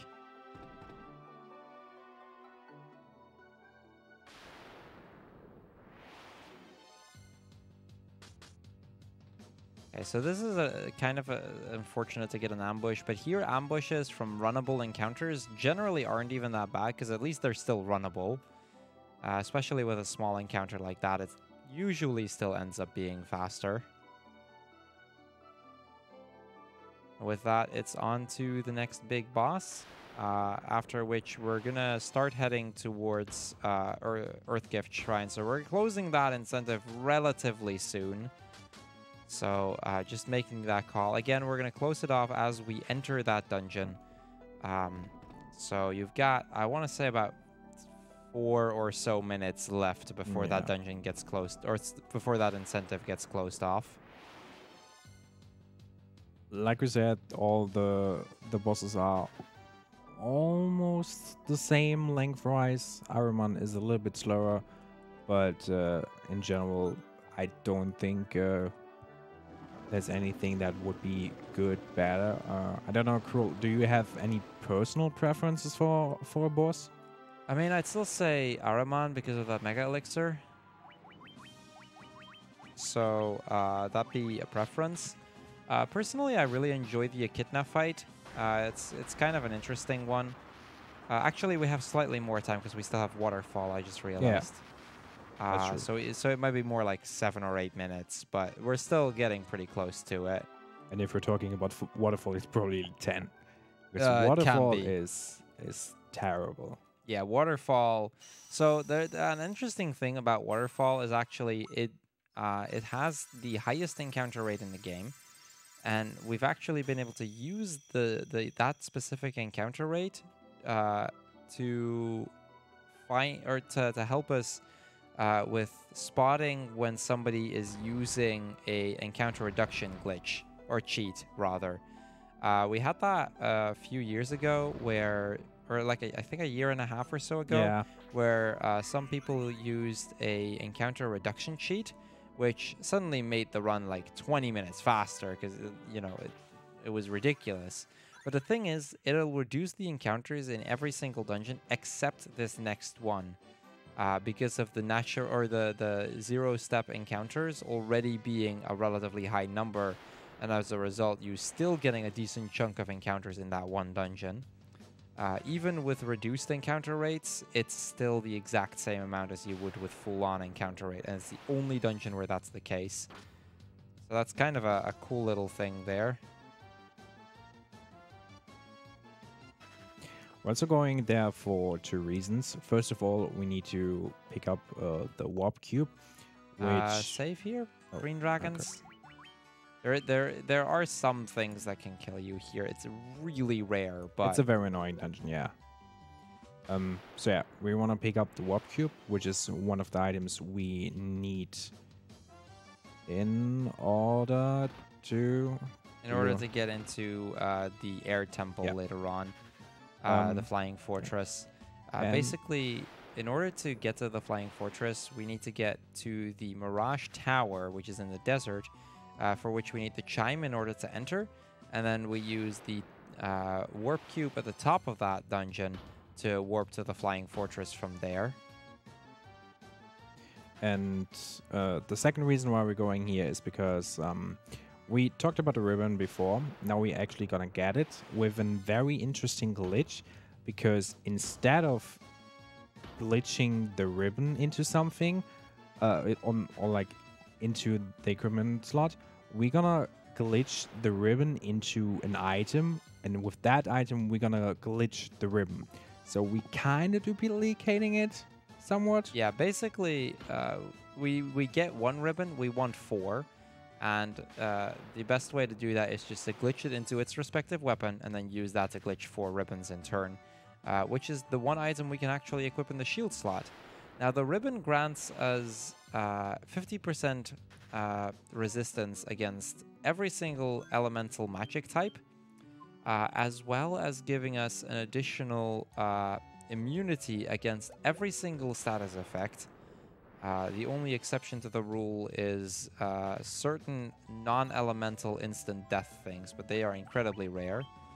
Okay, so while we're doing this this equipment glitch, M3, do you have some more to say? I absolutely do have more to say. I've got 2 donations. One is from Senior Boxtech. It's a €25 donation saying, "Greetings from behind you. As a fellow runner of this game, I'd like to show my support to you guys. I do have one request, to battle Harryman." So that is going to the bit war of... In that case, I'm going to interrupt you real quick here. Which boss is currently in the lead? Because we need to know that soon. Okay, well, it isn't in the bit war, so it says Two-Headed Dragon, but he donates €25 to Ariman, so that means Ariman is in the lead. Okay. With that, so that's the boss you need to fight. The second donation is a €100 donation by Anonymous. Nice. And it literally says, "Everybody dab." Yeah, okay. I said I would dab for €100, so there you go. Thank you so much for the donations, guys. A promise is a promise. I mean, I would have done it for like $20. So people were saying in chat that everybody can be bought pretty much to dab, and I said I promised somebody yesterday that I would dab for €100 donation. So yeah, promise is a promise. Okay. So yeah, we're gonna close off that incentive here. So if you can close it off, and then once it's closed, confirm that we indeed have Araman as the winning one. We still have a few minutes before we actually get to the bosses, so just take your time to confirm it. Okay, so this is the first, the first bonus dungeon, Earth Gift Shrine. 5 floors, all in random order, but most of the floors are pretty straightforward. There's 2 really short ones. This is one of those 2. This is the really long one. This is where we're going to get the gauntlets into play. So we're going to just basically can we still run away? Yeah, no, just you still need to fight them. So what we're going to do is we're going to defend with everyone except for the white mage, and then use the gauntlet with the white mage, which will pretty much kill every single random encounter that we need to fight. The thing here is that in order to get to the end, we need to fight a bunch of these soldiers. And this is also what makes this dungeon in particular as long as it is. The dungeon itself is actually really short and really straightforward. But because there is, I think about 7 or 8 of these enemies, if not more, that we have to kill, it just really breaks the pace in this place. And if you play the dungeon casually, you can get lost very easily. Because there are many ways you can go, but only one will actually bring you to the end.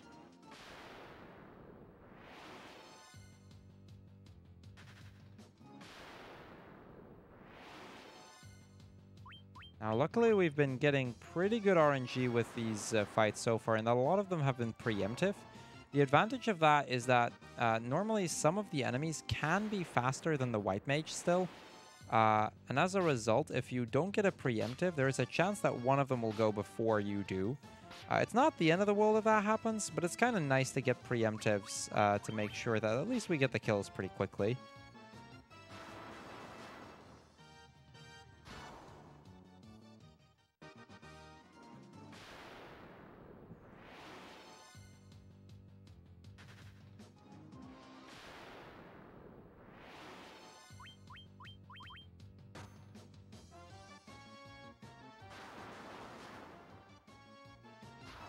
So yeah, this is also kind of one of those dungeons where there's not a whole lot to say about this floor in particular. There's 2 more floors that are coming up. One is really short and shouldn't pose much of an issue. Then there is the desert floor, which is actually kind of an interesting floor. It can do some, or it has some pretty cool, cool stuff to I think it was this one.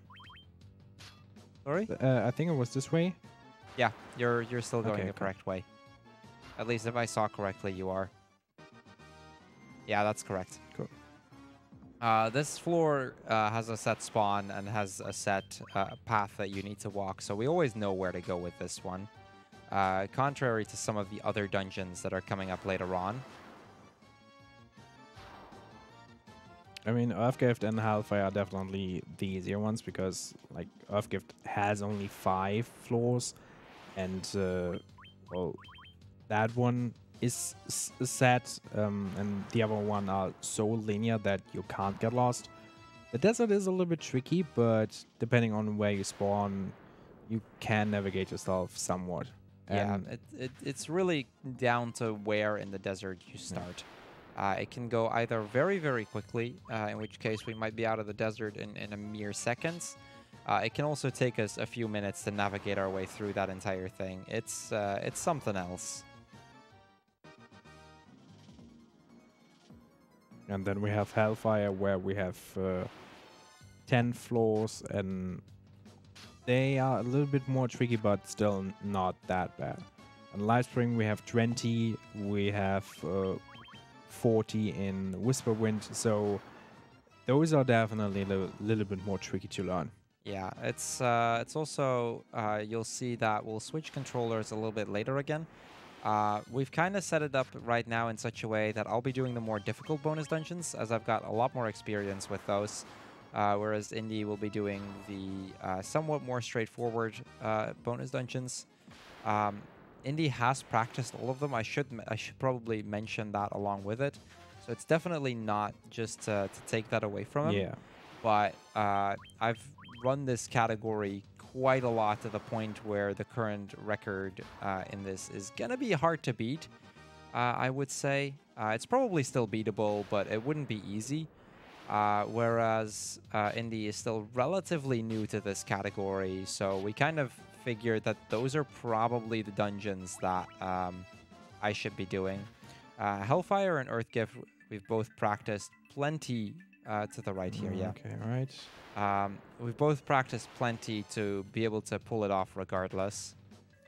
So the thing with the desert is there's a bunch of trees here, and some of the trees will form arrow-shaped things like that. The basic idea is, unless you have a map and you know exactly where on the map you are, just follow the arrows, and you'll always be able to get to the right exit. I should also once again mention that this was supposed to be a race, but because tag issues, we just decided to make this a crowd race, which is still a cool thing. And especially for marathon's sake, it might be a smart choice that Cruel goes for the... Yeah, so I'm going to interrupt you here real quick. Which boss won? Because this is the point where we need to know that.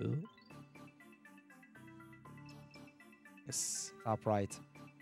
As top right, not left. At least if my suspicion is correct, it's top right.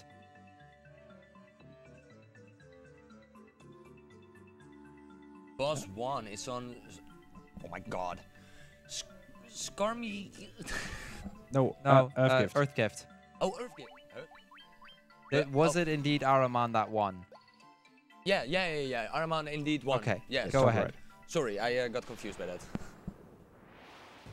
So this is Araman. This is the boss in Earthgift with the most health. He has about 5,000 HP. You can probably tell from our damage that this is super free. This is, by the way, the FF3 boss music, and it's amazing. It's among my favorite tracks in just all of Final Fantasy in general. And that was Araman. That was Araman. The chest right of Araman actually contains a Mega Elixir, which is quite useful later on in the run, so we're going to be picking that up. So, yeah, Boxy, thank you very much for that support. And with that, we're done with Earthgift. Yes. Are we coming actually to my favorite bonus dungeon? No, we're going to first learn Lefenian. Oh, fair enough. Yeah. I mean, whoop. Left and down a bit. So yeah, here we're gonna. You're too far to the right already. Or sorry, to the yeah, down. AI. Yeah. Okay. Well, now you got me confused. There. Oh. Okay. There you go. Yeah. World no, map navigation. It's hard. Every single runner has at some point gotten lost on the world map like that, where you're close but you can't really find it. Just a matter of experience. It's happened to everyone. To be fair, I was going to Lufedia, actually. Oh yeah, no, that would have been very bad. That's also a thing that almost every runner has done. We've all forgotten to learn Lufenian at some point, causing us to have to backtrack here again. Luckily, that didn't actually end up happening. Now we're going to Hellfire. Yeah, now we can go to either Lufenia or Hellfire, which we kind of just do back to back. Cruel, you're confusing me. Why?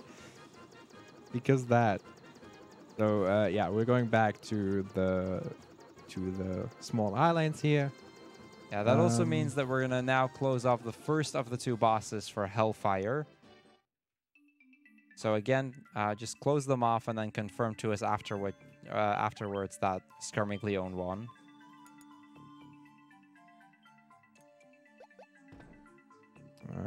So yeah, this is Hellfire, and Hellfire is quite a technical dungeon. It's 10 floors, all but floors 5 and 10 are set. The other ones are all in random order with random spawns, and they can be quite something. No, up. No, it's up. Yeah. Yeah, you got the good spawn, though. This floor has 3 spawn points. We call them the good, the bad, and the middle. This one was the good one. The good one is about 30 seconds to a minute faster, so it's quite helpful. None of the encounters on that floor are random, so you know, kind of cool little side fact. All those encounters were set encounters, which we can try to avoid to the best of our ability. Also, don't tell me where to go. I should know this. I know. I'm not telling you. Cool. Okay, that's a labyrinth. Okay, which is also one of the few floors with a set spawn. Yeah, so we need the boss on the next floor. So if you have a confirmation, by all means. Yes, I have the confirmation. The first one, the first boss that is. Here we go again. Scarmiglione. We should have called him just Oh My Body. Yeah, Oh My Body works. Oh My Body. That would have made it a lot easier indeed. Yeah, but yeah, you're welcome. Scarmiglione or Mylon is going to be our first boss. Is he actually called Mylon? In the SNES version of FF4, it's Mylon and Mylon Z, because Scarmiglione didn't fit. I wonder why. And then as soon as we kill the boss, we're going to cut off the other of the Hellfire bosses. Which should be easy to pronounce, M3, so... I'm not sure. Well, I mean, a lot easier. So, Scarmiglione is going up. Yeah. Heal before the fight, though. We're going to heal and we're going to save just in case. From here on, bosses and bonus dungeons get a little bit more dangerous, so we'll want to play a little bit more safe. Now, Scarmiglione is probably the more interesting one of these two, because it's actually 2 fights. We first have its first phase, which is just this one. And then the second phase takes a little bit longer. It's a little bit harder to defeat. The first phase goes down really quickly, as you can tell. But yeah, this is also the one that we normally don't do in an all dungeons run, if you ever run all dungeons, which, like we said, is... All bosses. In all bosses, we do have both. to, yeah. So, but in all dungeons, if you were to just do all dungeons as a separate category, you would always go for Cagnazzo, because it's a slightly faster fight. The difference is minor, though. It's about like 30 seconds, I believe. So we figured that wouldn't be big enough to cut out an additional bid war. Something we could also mention for those people who haven't played FF4, those bosses are also, counterparts to an element. Scarmiglione is basically the Earth Elemental of FF4. Kagnatsu is the water elemental, and Rubicante is fire, and Barbarisha is wind. Yeah. They are the 4 elemental archfiends that you fight in FF4. So this is another floor with 2 spawns. There's either a good or a bad one. We got the bad one, unfortunately. There is still one floor in particular, however, that's going to be important, which is the world map floor. Which is a very, very It's a interesting. very, very different floor. There's 3... the spawns themselves are set, but there are 3 different floors. We're going to get one of 3. The good one is about 2 minutes faster than the bad one. The middle one is about 30 seconds slower than the good one. So we really want to get either good or middle, which we did. Yeah, this is middle.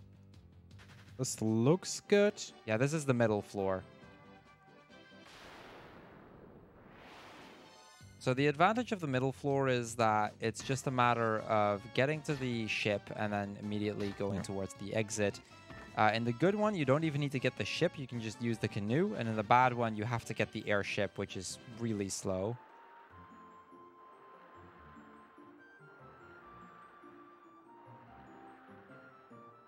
So yeah, by this point, M3, do we have word on what the boss is going to be? Hagen Queen is unrunnable. Alright, the second Hellfire boss. Give me a second to figure out the tab. Second Hellfire boss is gonna be... Yeah, it would be easier, yes. I know, these names are fun, right? Just do the White Mage only. Barbarica. Barbarisha. Yeah. Ah, so close. So close. Good try, though, M3. Good try. I'll give you credit for that. But yeah, we're going to do Barbarisha next then. That is, cool. I believe, the first one. Just save before the boss, regardless. If we pick the wrong one accidentally. Barbarisha is right.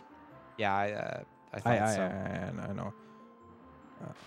What's this? No, that's the airship. We haven't talked to the pirates, so we can't get that airship.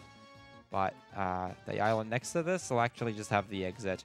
I was a little bit worried that we were going to get the bad floor because the bad floor is awful.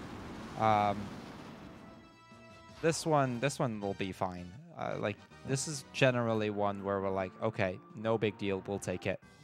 Cool. I mean, it wouldn't be the first time if I get the bad floor on a marathon run. Okay, okay, I know where I am. Yeah, the bad floor, I remember when we did this as an incentive at ESA, and I got all the good floors, and Indy got all the bad ones. He got worst spawn on just about everything. And usually you can finish this dungeon in under 10 minutes, and if you get all the bad floors... If you get all the bad ones, it's really hard to do that, and Indy got that, so it was really unfortunate to watch that. But yeah, that'll be it for the FF4 bosses after this next one, as we go for Barbarisha, the air elemental boss. It was also very unfortunate to run this. Should be good, yeah. But yeah, all in all, I'd say this was a pretty good Hellfire for the most. And I think you did that very well as well. I think we got through those floors pretty fast. Okay. Yeah, we don't have enough for haste yet. Haste usually unlocks somewhere in Whisperwind, so we will hopefully see it there. We might not even get it until Life Spring. Yeah, with the random floor order, this is another one of those dungeons where execution matters, or especially knowledge matters. And luckily, it worked out nicely. This is also the boss that we would do had this been a regular old dungeons attempt, so to speak. Ooh, that is painful. Phoenix. Okay, yeah, you probably need to heal her. Okay, that is. We could die here, but it wouldn't be the end of the world if it. Oh, okay. It wouldn't be the end. We're gonna of the go world. for it. We're gonna try. We just hope. I think it's well. I mean, at this point, just like.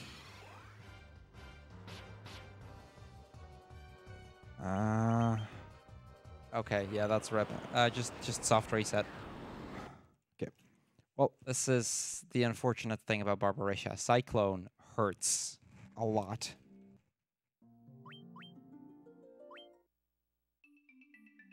So we're just going to try it again.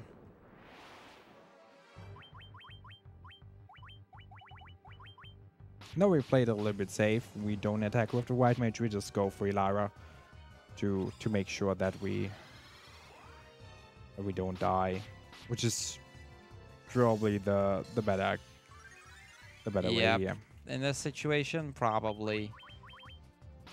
We still kind of have a downside that we're slightly low on HP with most of the party members, so Cyclone just does a lot of damage. It's not very common to die on this fight, but this is why we saved here, because this can happen. The bonus dungeons are, in that sense, a lot more difficult than the regular dungeons. And there we go, that's Barbarisha. As you can see, now the fight went over no problem whatsoever. Yep, you can go for it. Okay, so that was the Hellfire Chasm.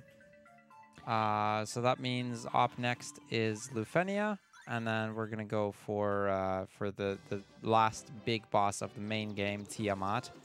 Shall I take over past Tiamat? Yeah.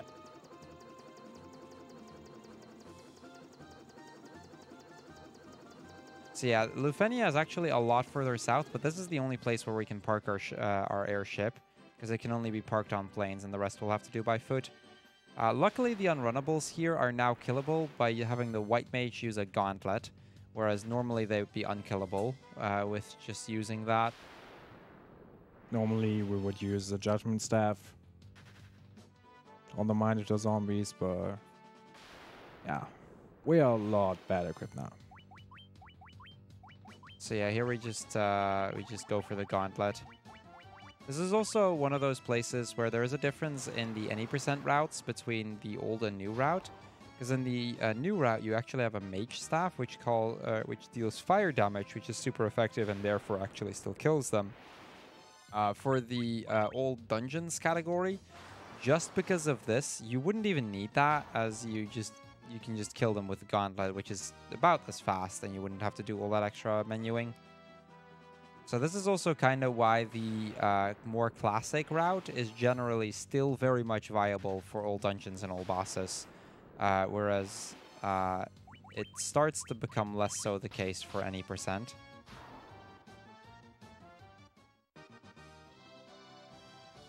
Right, time to go to Lufenia and get a chime. And here are also some NPCs who control you, but they were pretty nice today. That was a pretty good set of NPCs. So yeah, this gets us the chime, after which we can go to the before last regular dungeon in the game, or 2 dungeons I should say, which is the Mirage Tower and the Flying Fortress. One thing that we will need to pay attention to, and I would advise healing at the start of the dungeon already, is that when we heal, to not accidentally use exit. Yeah. I'm saying that because I've done it before. Oh, wow, yes. The gauntlet didn't kill? What? Okay.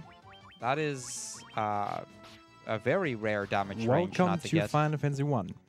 Yeah, it is a damage range, but it's incredibly rare not to be able to get it. I mean, you've seen how many Minotaur zombies we already killed, no problem. It's so that was really unlucky, actually. Okay, Winter Wolves deal ice damage. Because of the ribbon, we have 50% immunity against it, so we don't really take that much damage from it anyway.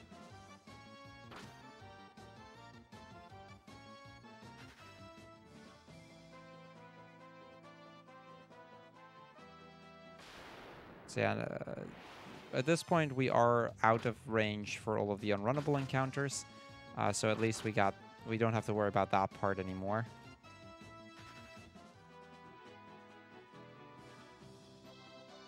So, and how convenient, the Mirage Tower is right next to us. There's also a 1 in 64 encounter that can appear in this desert, the T-Rex. I'd heal now. Oh, yeah. So that if you accidentally exit, at least you don't have to redo everything. And like I said, trust me, it happens. Yeah. It's the 2 spells are so close together in the menu that one missed input and you're out of the dungeon and you just lose 5 minutes there. And the worst part is usually you heal on the last floor of the Flying Fortress. Yeah, and you'd have to do both the Flying Fortress and the Mirage Tower all over, as those are tied together in that regard. So it basically actually just puts you out of, or puts you back to like the last point in the world map that you were at. But it wants to put you at the world map, which is also why after the exit in Sunken Shrine, we didn't end up in the town, but rather just outside the town. Here we'd end up outside the Mirage Tower again. So yeah, very painful to do that.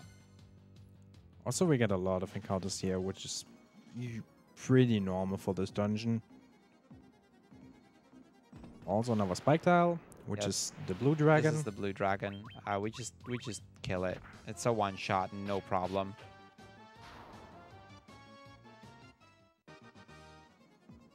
And that is all of Mirage Tower onto Flying Fortress, which is the actual before last regular dungeon in the game. After this, we have only the final dungeon and 3 more bonus dungeons to go. I'd say we have plenty of time to do that. To give a bit of an idea time-wise, Life Spring is about 20 minutes if everything goes to plan. Whisper Wind is about 30. And then Labyrinth is also about 30. And then the final dungeon is about 10 to 15. So we have about like a good hour and a half to go at least, just by average length of the dungeons. And that is assuming everything will go well.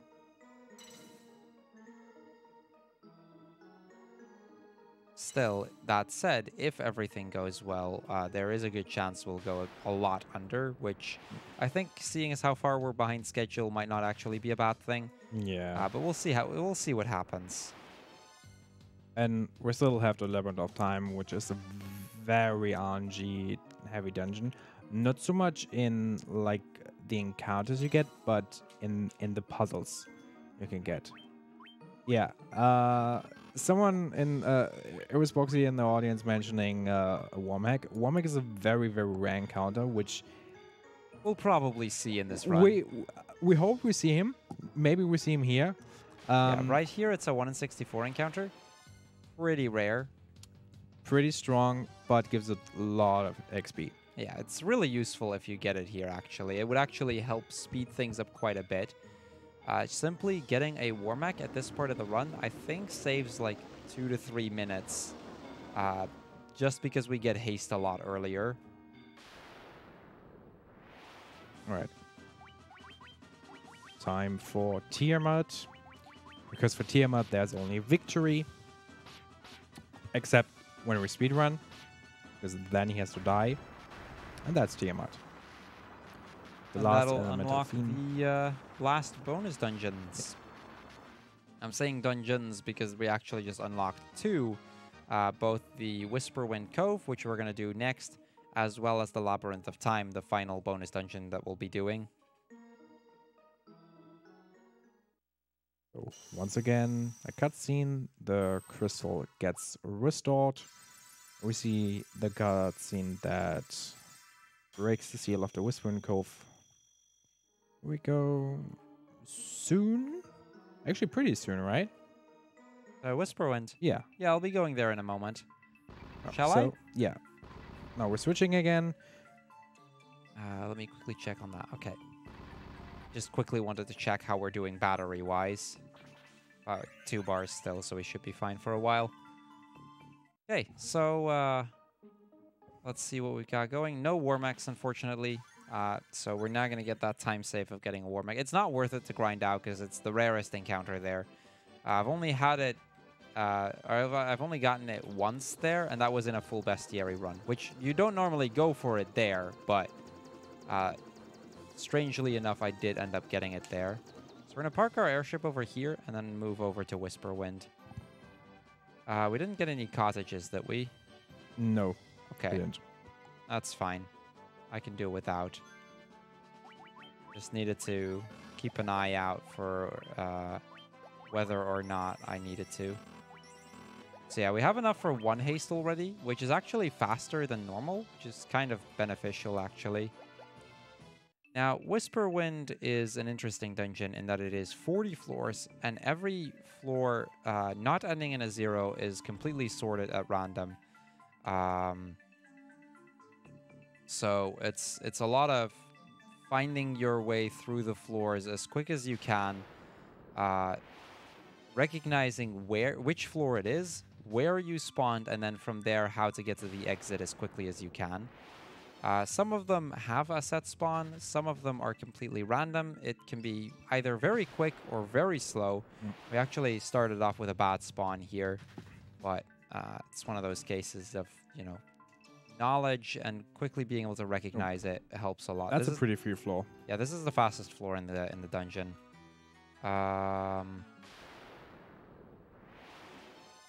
And expect me to make at least 1 or 2 mistakes on these floors. I should probably say that.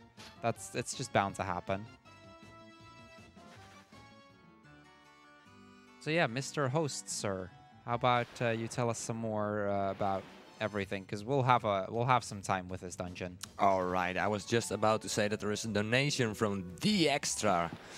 It's a €10 donation, and it's a question for Indy.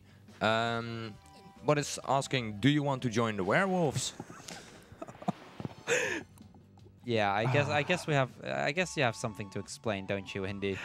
Well, yeah. So before this one started, the Extra came to me and was like, "Yo, Indy, do you want to join a round of werewolves?" Which is a pretty cool game we're doing here at the venue. And I was like, yeah, when do you want to do that? And he was like, yeah, in 30 minutes. I was like, well, I have a run in 30 minutes. And he was like, oh, yeah, sad. So you can't join. And then, like, literally 5 minutes later, he asked the same question to Cruel.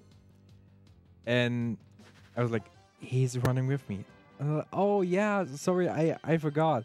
And then I think like a few minutes later again, he's again asked me if I want to join. I was like, I still have the run. And then yeah, it was suddenly it became a meme and everyone was asking me, do you want to join werewolves in like 30 minutes? And I was like, yeah. I mean, to be honest, I probably would have, because I would have known that the race might have ended bad for me.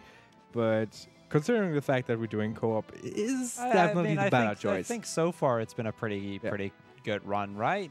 I mean, at least there's no real reason for me to get salty. Okay, so this is red hair. I know my way around here. So a lot of runners struggle with this this puzzle. Yeah, almost everyone does. But if you know the way, it really is easy like that. All of the doors connect in a really weird way, and like, yeah, almost everybody just struggles with it. And then there is that, where it's like, oh yeah, red hair, I know what to do. So this one is also not all that difficult. It's just go south and you'll get to the exit, no problem. There'll be a few enemies I have to kill in order to get there, but these are not that hard of floors.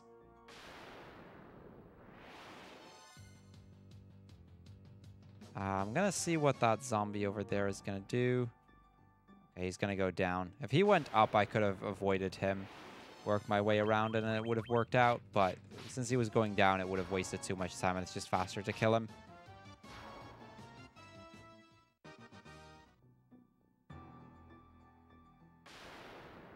And there is another one down there. Kind of the same story applies here. I'm going to try to move him out of the way, avoid the fight. If I can't, okay, then we're just going to kill him.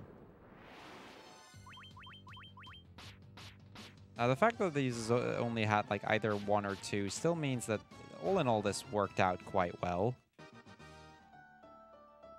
There we go. That's another floor done. Floor 9. These are my most hated floors, but luckily, yeah, I actually got lost on this floor in one of my practice runs. But as a result, I managed to I immediately recognized that it was this one. There is about 5 or so of these flying fortress floors in this dungeon, and they all look alike.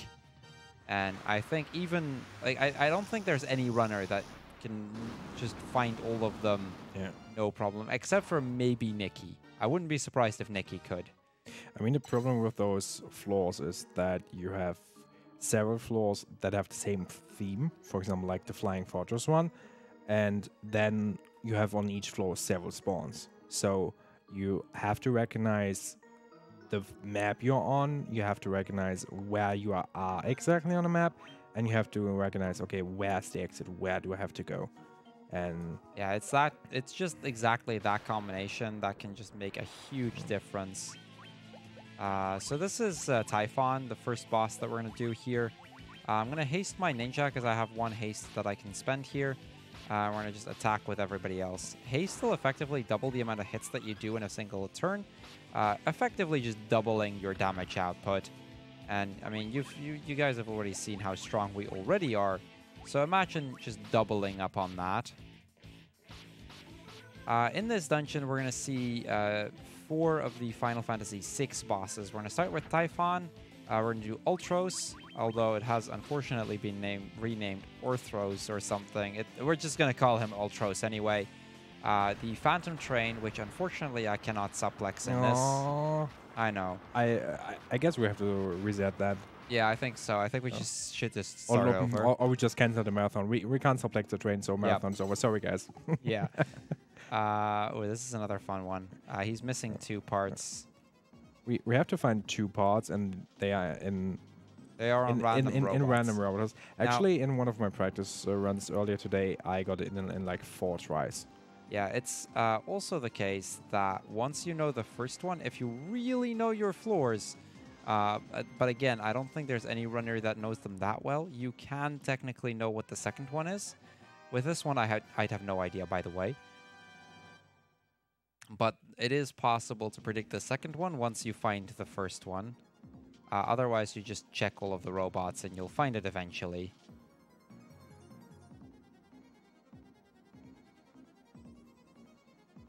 See if we can get in this set. Maybe in the house here. Nope, nothing yet. It's most likely in the set. Yeah, there we go. So yeah, he needs to repair his little robot friend, so he needs parts for that. There we go. There are definitely some easier floors. I mean, probably like all of the floors would be way easier if you wouldn't get random encounters. But like some of those puzzle floors, for example, the one with the robot or the scavenger hunt is a little bit more quiet. Although scavenger hunt is probably one of the floors people hate the most. The one with the dwarfs. Yes. I love it. Well, yeah, but no. That is very fair. But yeah, the scavenger hunt one, it's going to be coming up soon, is one where if you really know your dungeon, it can be a very easy floor, but it requires a lot of knowledge to be able to get through it quickly.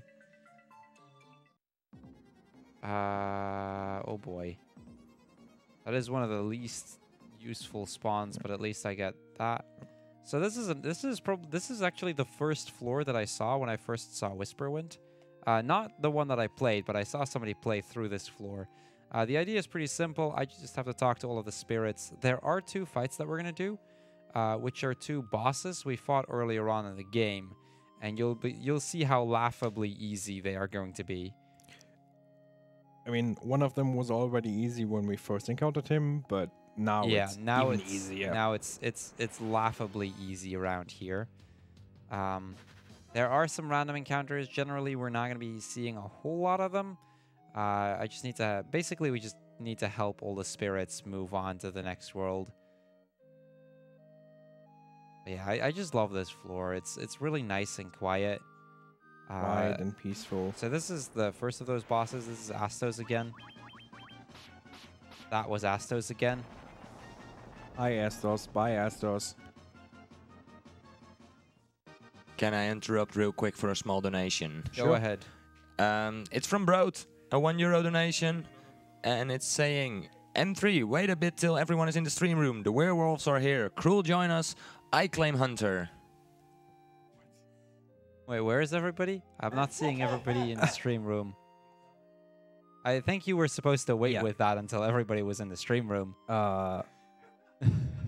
So I have a very slight suspicious feeling That there might be people coming into the stream room that we in a get like moment. hashtag campfired again. We might be. Because to explain, last year we went out at the campfire pit and we were like, okay, we're gonna go into the stream room, all sending a donation with hashtag campfire and make the host go crazy. And I think there were like 15 to 20 donations coming in, and 7cents, who was on the host station at that point, got like really confused, especially because he was always saying dollars instead of euros, and at some point he was just like real monies. Yeah, that was something. So yeah, I think the fact that it started with M3 wait with reading this out should be the giveaway that something is up. I think like reading is something our hosts are supposed to do, or like maybe. But to his credit, we taught him how to host yesterday, mainly on account of lots of people getting sick and us being kind of short-handed. We needed people, so M3 luckily stepped in and was like, yeah, I'll just come a day early, and he just picked it up really quickly. But that was and I mean, he's doing a pretty good job so far, but there is a reason why we have hashtag blame3. Yeah, like that's true. I guess we haven't. I'm sorry. I guess we haven't really had a chance to use the hashtag blame3 well, yet. But we have now. We just pretend that we never heard that, but we still gonna blame him for that. Yeah. So yeah, the lava floor just now, that's one of 2 lava floors. There will be another one later on. They're usually among the easiest to recognize. These Whisper Wind floors, again, I got a good spawn there. So I was quickly able to recognize it. Oh, beavers! 7 to the right, 1 to the left. That's actually a good one. So that's 1, 2. This is an FF2 reference, by the way. 3, 4, 5, 6, 7. Snoke. There we go. There was you put 1 to the left and you all put 1 to the left and only 6 to the right, I think. Okay, I'm gonna just, because you said it, I'm gonna double check it. 2. Yeah, you're right. Okay, thank you for telling me. Otherwise, I'd have to redo the puzzle. There we go. Now it's 7. Because on the first ride, you actually went to. Yeah, to explain that reference, in Final Fantasy 2, there's a character called Guy. He doesn't speak, but apparently he speaks Beaver, which is pretty hilarious. He speaks a little bit. You hear him talk a few times, but like not as much for sure. So this is Ultros, our second boss of... fourth. I just realized I never refilled my MP on my ninja, so we're going to just do that here. I mean, you should be fine. Oh, I should be, but I want to get that haste has off. a little bit more MP than Typhon, but he's really not that dangerous. Yeah, no, the physical attacks and the ink, and I think that's it. Yeah, pretty much. The dangerous fights don't really start until we get to the third boss here, the Phantom Train. The third boss is a deadly one.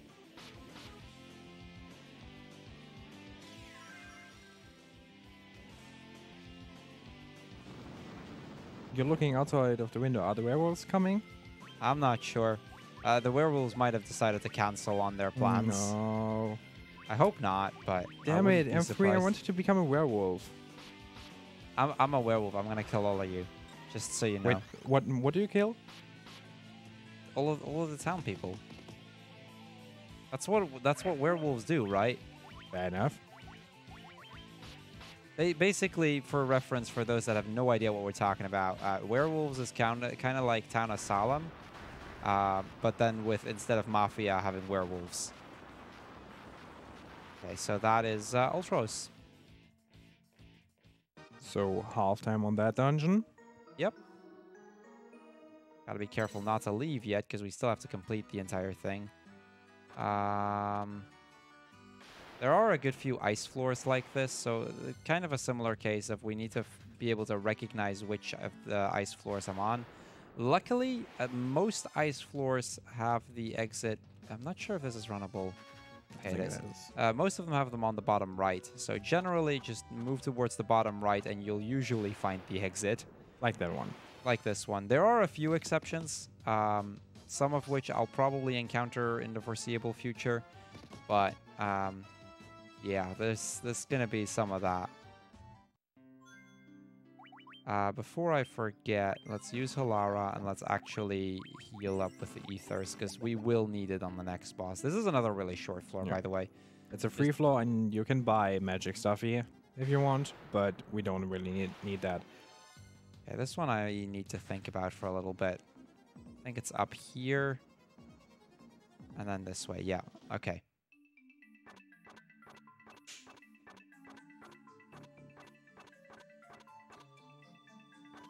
Okay, so here it's on the bottom right. These lava floors can be a little bit annoying to navigate, but with so few actual land tiles, it's very rare to get even just one encounter.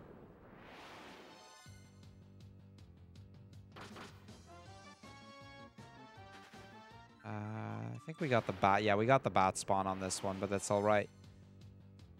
I recognized correctly that it was this floor.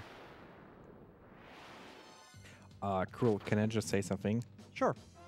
I'm a little bit scared, but I'm really, really glad that you're on my side. Would this have gone well, just out of curiosity, do you think? Knowing FF1, you know? Yeah, knowing FF1 and knowing your experience, well, it probably would have turned into the same thing that happened last year. For those of you who don't know, last year we had a three-way race between Cruel, myself, and Boxmeister on the back. There he is. And yeah, on my side, the 80% run just went atrocious. It was just not fun to watch.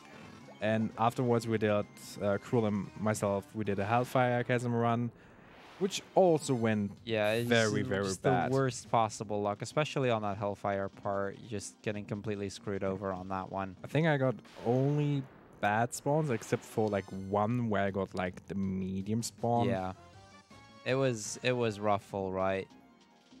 But yeah, luckily, so far this run has been going pretty all right. I think this has been it's been a fun co-op run as well. I mean, just switching over the controller every once in a while. I think the werewolves are here. God. Or not. I mean, they might have changed plans. I wouldn't be surprised either. I have no idea. But even though the werewolves are here, I'm going to ask them to be quiet, because we're coming up on probably one of the most difficult bosses out there. This guy is something else. Yeah.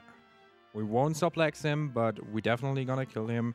He has a little bit less HP, but he is very, very deadly. So, yeah.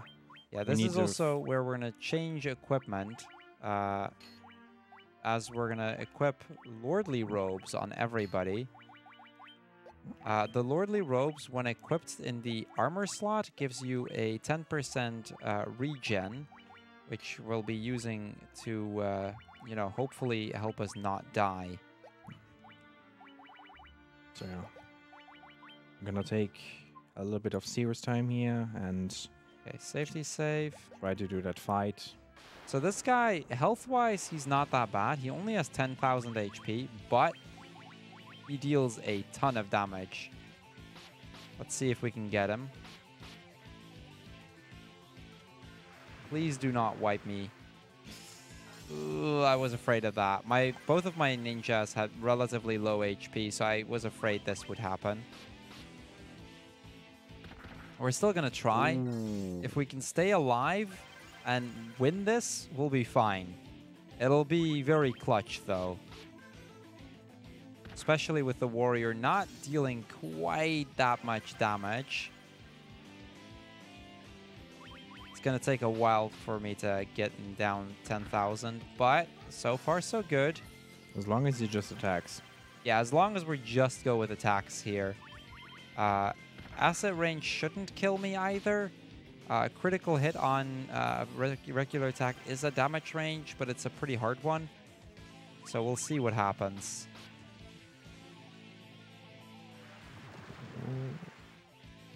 Okay, so far so good, but we're getting low on magic as well, so we definitely haven't won yet.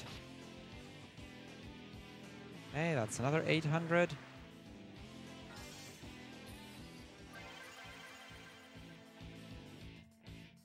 He should be he should be dead soon, though.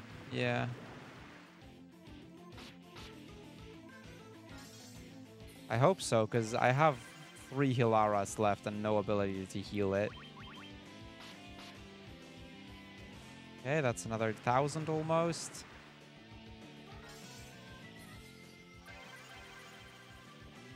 Yeah, I have 2 Hilaras, because I believe it's 35 HP each.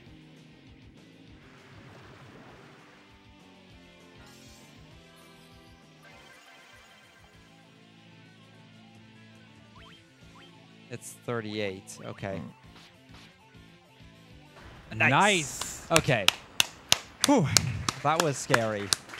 Phantom Train is incredibly scary, as you can tell. Yeah. And we got a Mega Elixir. Also, one thing we haven't mentioned is that since we defeated Ultros or Orthros or the blobby thing, we got a Rune Staff, which if we use it, we can cast Hilara, which will be useful for the final super boss, Crononia.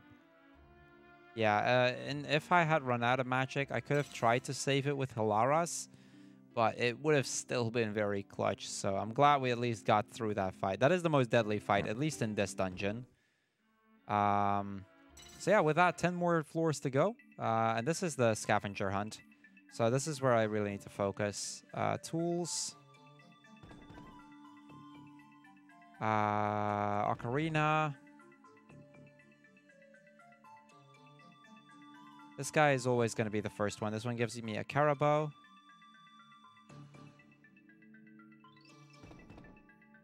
Yeah, I just need that quiet time here because this is a tough one. Okay, we got the Ocarina.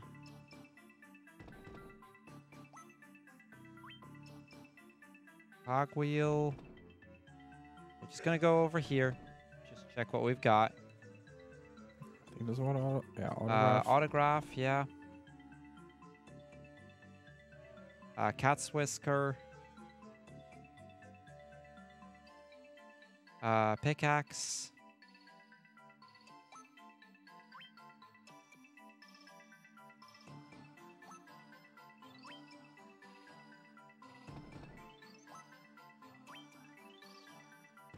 I haven't seen Witch's Brew yet, so that can be one of 2 places. It's either down here or up. Okay, that gives me the tools. House key, which then has to be up here because it's the only one I hadn't talked to yet. And there we go. That's the entire fetch quest. This one's all about being able to recognize the text box, recognize what they want, and memorizing very quickly which character is where, so that you can just work your way through the quest as quickly as you can and get that Star Ruby. I'd say that was pretty good. Yeah, that was pretty solid. Yeah, this is another one of those floors where if you don't know it really well, you can easily lose minutes. I know a lot of runners actually lose quite a bit of time on this one. Hi. Yeah, and there you can just see that this is one of those where knowledge, again, just comes into play. I mean, I'm just glad that there are no random encounters. This ice floor is also pretty easy because it's just a spiral. Yeah, we got the bat spawn, but I actually don't necessarily always mind the bat spawn here as much, in big part because the bat spawn actually at least tells me where I am, whereas the good spawn can be either one of 2 floors, so you'd have to recognize which of the 2 it is. So this becomes a little bit easier because I got the bat spawn. Squid Rakens are the unrunnable encounter in this dungeon, so we will have to kill those. Before they kill you. These things can't really kill you all that easily. They aren't as dangerous, but they're mostly just annoying. In general, ice floors are one of those floors that you really would... Okay, I'm going to save here. There is death wizards here. I think I got... Yeah, I should be close to the exit, but... I think it's... Or devil wizards. I There think you it's on go. the left. Yeah. Not sure. That's what I thought. I thought I got a good spawn there. But I still... Devil wizards have flare, which pretty much one-shots my party, except maybe my white mage. Definitely don't want to go in on that. And yeah, it can be very, very dangerous if you get an ambush. On that note, shoutouts to FF2, where there are only normally encounters and ambushes. Or I think preemptives exist, but they very, exist. very, Yeah, very rare. They exist, but it's very much almost unheard of. I believe it's this way. I hope I'm going the right way on this one. This is really where, you know, it's... I'm trying to also, in my mind, rule out which of the floors we've already had to limit it to what is left, and therefore which one are most... Or which one is the one that I just got. Okay, good spawn. We pretty much got all the good spawns on those. I'm pretty happy with that. Because good spawns matter quite a lot on those. I think I'm just going to kill the Black Dragon. It is a runnable encounter, I think, but it still gives quite a bit of experience, so it's kind of useful to just get rid of it. We'll be killing quite a few more dragons, mostly just to get some additional experience, and hopefully get Ducky to level up and get enough MP so they can start casting haste as well.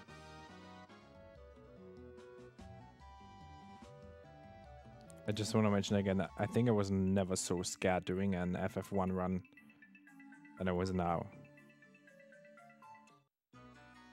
Okay, yeah, I haven't had... So this is one of those cases where I don't recognize the spawn, but there is only one ice floor left, as this is the last floor. So therefore, it has to be the one exit I haven't had, and I should be able to figure it out right away, and I think I know which, or at least where to go.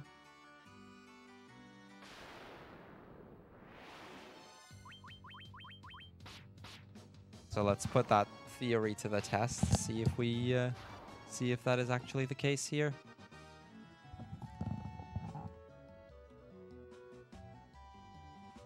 Yes, perfect. Okay, I'd say that was a pretty good Whisper Wind. That was pretty solid. And now we're on to floor 40. It's time for our last and final boss in this dungeon, which once again is a boss from FF6. I don't have played FF6. You're definitely much more the person for that, but Deathgaze is... He is... I don't think he's that deadly, or not as deadly as the Phantom Train, but he has a lot more HP, so... Yeah, this guy is mostly just a tank. It's got a lot of HP. It mostly just deals physical attacks. I shouldn't really need to do too much in terms of healing. I will do a few heals if needed. But I think I'm going to just start working on attacking and making sure everybody gets hasted.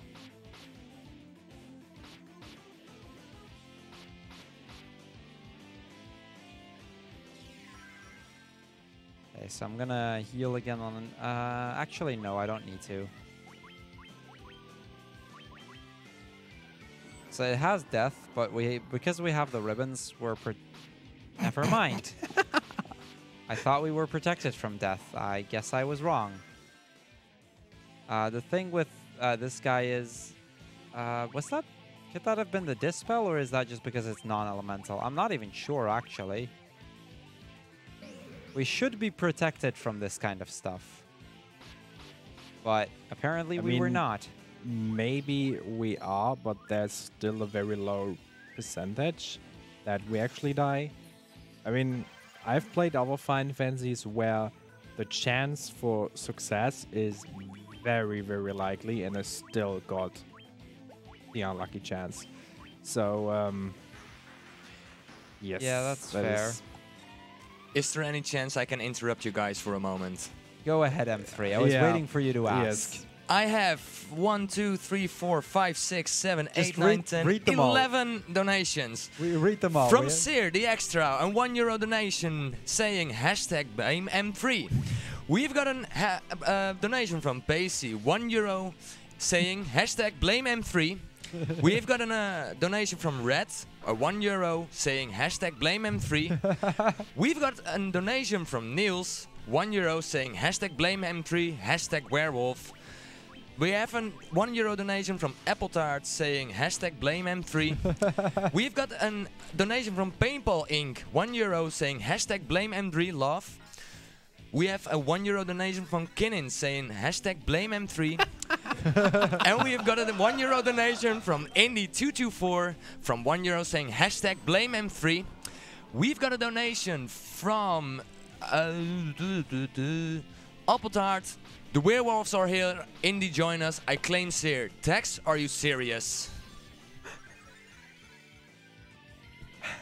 Hashtag blame M3, Yeah. all right. Thank you, guys. Thank you.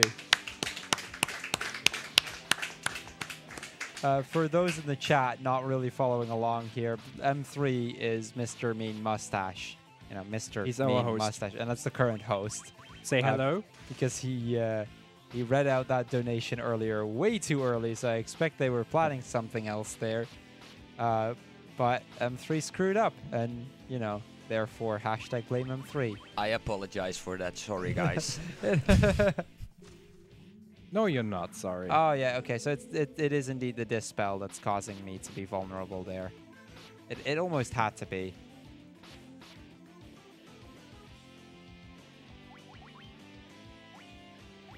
So we're in a Phoenix down attack. Alara, luckily my white mage is slower, so the Phoenix down should always go off first. Agility is kind of a thing here. Do I have one more small moment? Go Yes. ahead. Okay, there is another €1 donation from Sear the Extra. 2 Reds, you're claiming wits. Who did you save the first time? I don't know. And we've got a €10 donation from Villager and Artifi versus the world. Villager, Artifi versus the world. I think the extra is clean and telling the truth. Marley might be the werewolf though. Those guys, like, seriously. Yeah, fantastic. Welcome to BSG, everyone. Okay, so this death we should have immunity from then. Yeah. Okay, so it's really... Would have been funny if we would have died. Okay, there we go. Death Nice. gaze down. That means we're done with Whisper Wind, and it's on to the last 3 dungeons. All 3 long dungeons, but if they go as well as this Whisper Wind did, we should be going quite a lot under, because this was a really solid Whisper Wind. We had some bad spawns here and there, but all of the important floors we got pretty quickly, and I only think I got lost on 1 floor, which out of 40 is not bad at all. Like 1 or 2 or so. Yeah. So before we move on, we're actually going to go back to our ship and ditch the airship here. As the rest of the run, we will not be using the airship past this next little bit. And we'll just be using the regular ship instead. Yeah. Should I explain why? Yeah, go ahead. Because the reason is the livestream grotto we can actually only access with the ship. And our ship is parked right there. And the livestream grotto is the next dungeon we're going into. And from down on, it is faster to use this ship, go back to Cornelia and then to the final dungeon, instead of going back to the airship and then just fly there. So, yeah, the last part we are doing with the ship. Yeah, We're this coming is- to one of my favorite dungeons, actually. A life spring is a lot of fun. This is one of those cases where you can kind of see how we optimize this by trying to move the world map situation in such a way that we can just kind of tie everything together, which is why we use the ship to go back there. And then Labyrinth is also in that same area, so we do Labyrinth and then immediately after the final dungeon, for which we hardly have to do any extra traveling. Okay, so this is Life Spring. We're going to use some ethers. Want to make sure that everybody's filled up. I really need Ducky to level and get some MP so he can start using haste. But we'll see what happens. Here we No. go, Life Spring Grotto. Good spawn on the first one. Lifespring kind of has the same problem as Whisperwind, where some of the floors are really hard to recognize. For a Lifespring, that's mostly these kind of water floors, because there's a lot of those. And those floors exist. There is, yeah, but the advantage is there's only one of these. So the exit is, you know by process of elimination which one it is. Although if you're new to this category or to the bonus dungeon in general, you can mix up like some of the floors from Lifespring with Whisperwind as well. Or Oh yeah, at least, absolutely. for example, this one. Okay, so we got the bad spawn on this one. This one has 3 spawns, a bad, a middle, and a good one. Middle is already kind of annoying. Even good is not even great. There's so many counters in this floor. Yeah, this is a really painful floor. So getting the bad spawn here is actually really bad. But we'll have to deal with it.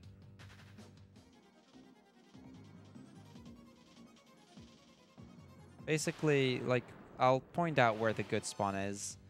But it's going to be at the bottom left corner. So about here is where the good spawn is at. So you can kind of see the difference between where we spawned and where we could have spawned.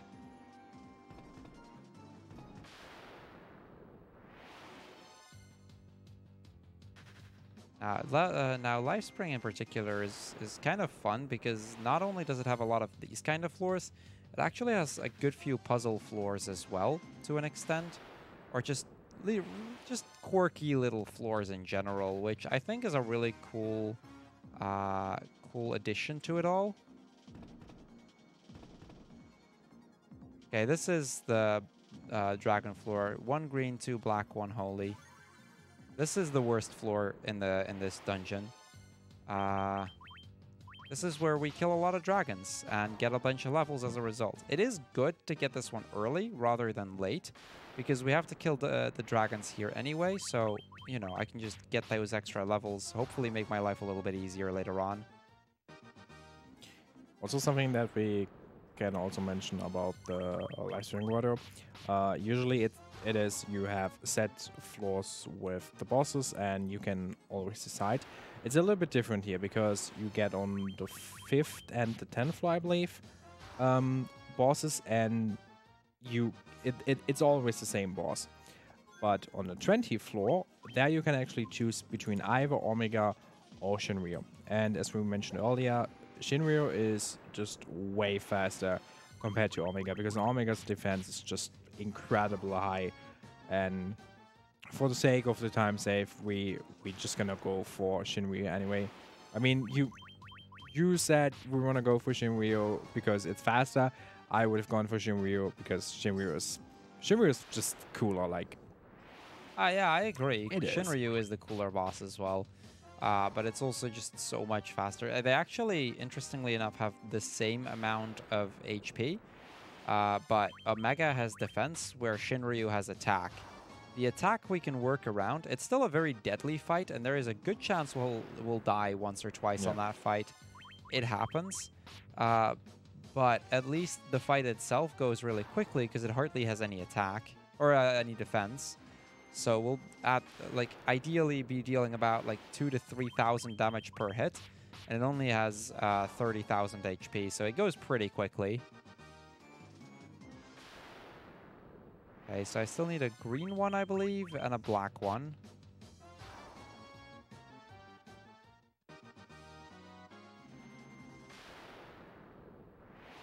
Thing with this floor is also like the dragon's spawns are set. So with the right knowledge, you'd actually know exactly where the dragons are that you need. But for me, it's just been too long to remember where every single dragon of these is. I mean, that, and then you still have the problem that the dragons are moving, so they can still be a few it's still spots only away. be a rough estimate.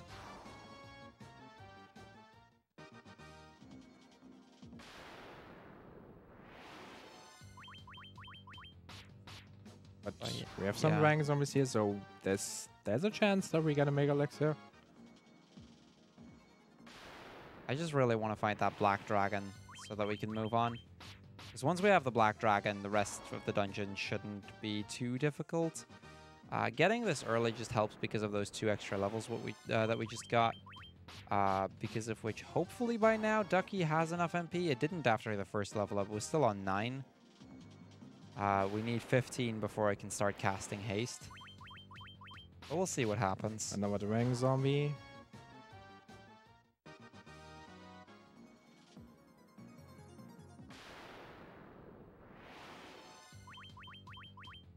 And I know we're done with everything else. It really is just the Black Dragon left right now.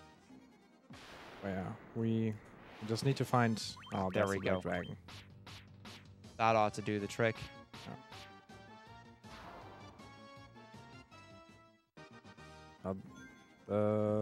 It was floor B4, I believe. Yeah, that was 4. Yeah. Okay, so on the next floor we have a boss. I need another Black Wow. Dragon still. Okay. I thought it was 2 green ones, not 2 black ones. I should say we do have enough MP for haste on both ninjas now. That's good. And even have an extra one on For the warrior. on warrior.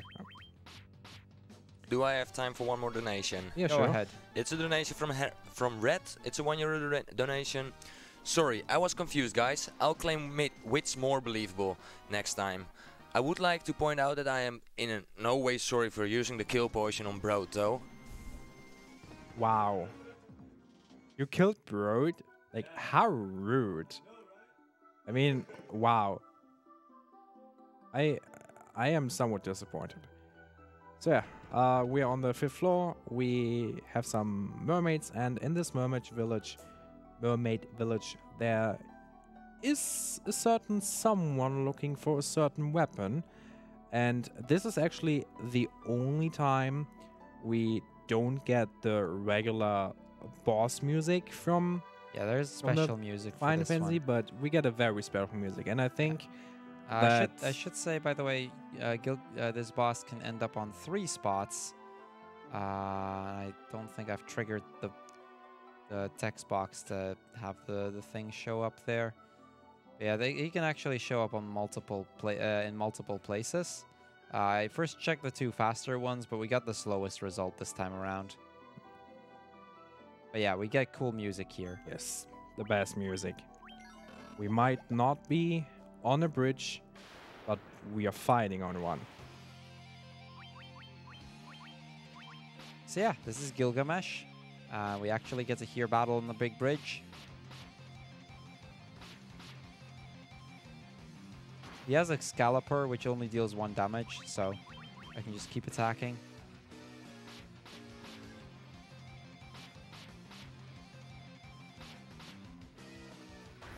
Unfortunately, we never get to the good part of the song because we kill him before then. Like I said, unfortunately, we don't get to hear the, I mean, the good stuff. maybe someone can make a donation and force M3 to sing that song. If M3 would even know that song, I think that's a bad idea. Well, we've got many hosts to actually sing during the marathon, so guys, make it happen. Okay, good spawn. There's 2 of these Chaos Shrine floors. This is the good 3. spawn on this. Or sorry, 3. This is the good spawn on this one. Oh. Yeah, 3. Yeah, you're right. There Yeah. are 3. I was actually thinking if there are 4, but there are definitely at least 3. Yeah, there's no 4 of those. About the singing part, what I said, €100 and I will sing for you guys. So he is €100 combined, or €1 and €100 and 1 donation. Combined. Okay, audience, you know what to do. Wow. I mean, I could do it myself, but there's a certain run I'm still doing, so I'm kinda occupied. Solid excuse. 5 out of 7. What?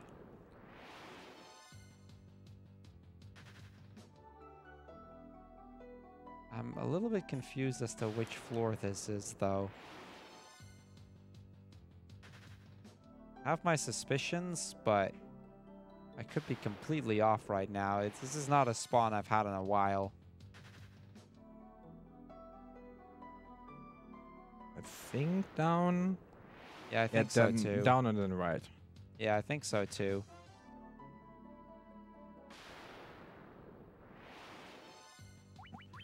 Second queens are not runnable. Yeah, this one's kind of awful. But it's fine.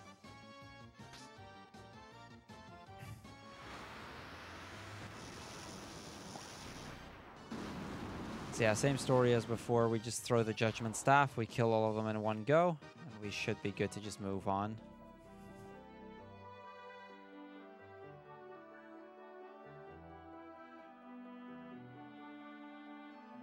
I think I know which one this is, though.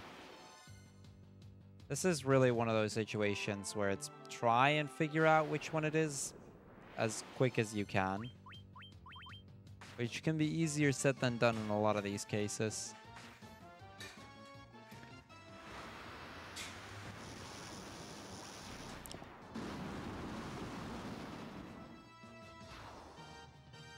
And that's the Death Elemental's gone.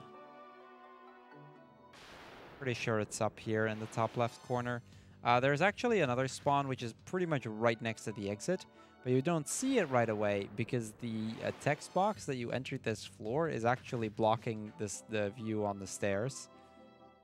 I think it was actually that floor. Yeah, it's that one.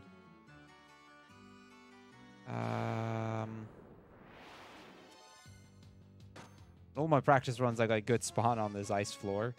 There's only one ice floor, so the exit is set. There we go. It's over there. Now I need to figure out how I got there again. Left. I can get there from here. No, okay. You're right, Indy. See, I practiced. Yeah, no, you did. I did too, but I didn't get this spawn.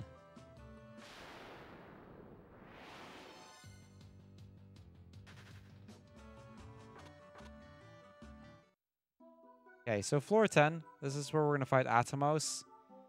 Now, you may have remembered that at the very start of the run, we got that Judgment Staff, right? This is where you naturally get it in the game. We don't need that anymore. Now, we already have 4 of them, but we're still going to fight them anyway. Yeah, and that's the regular FF5 music.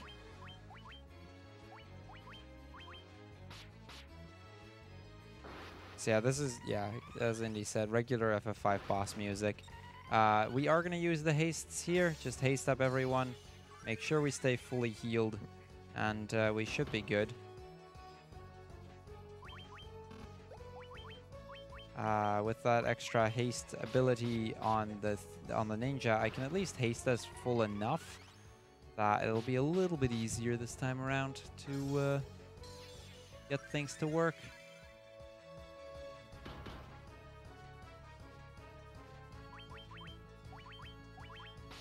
Okay, let's just start attacking with the white mage as well for this turn. We should now be at the point where we're dealing about, yeah, nice. Where we're dealing enough to just kill him pretty much immediately. So that is Atomos, and with that we only have 1 boss left in this dungeon, and then 1 boss left in Lobby, and then the final dungeon, of course. Also, do you want to do Labby and then I do the rest of the I was shrine? thinking we do Chaos' Shrine 2P1C. Oh. How do you feel about that? Yeah, I'm totally down for that. So Lobby is another one of those dungeons where practice matters a lot.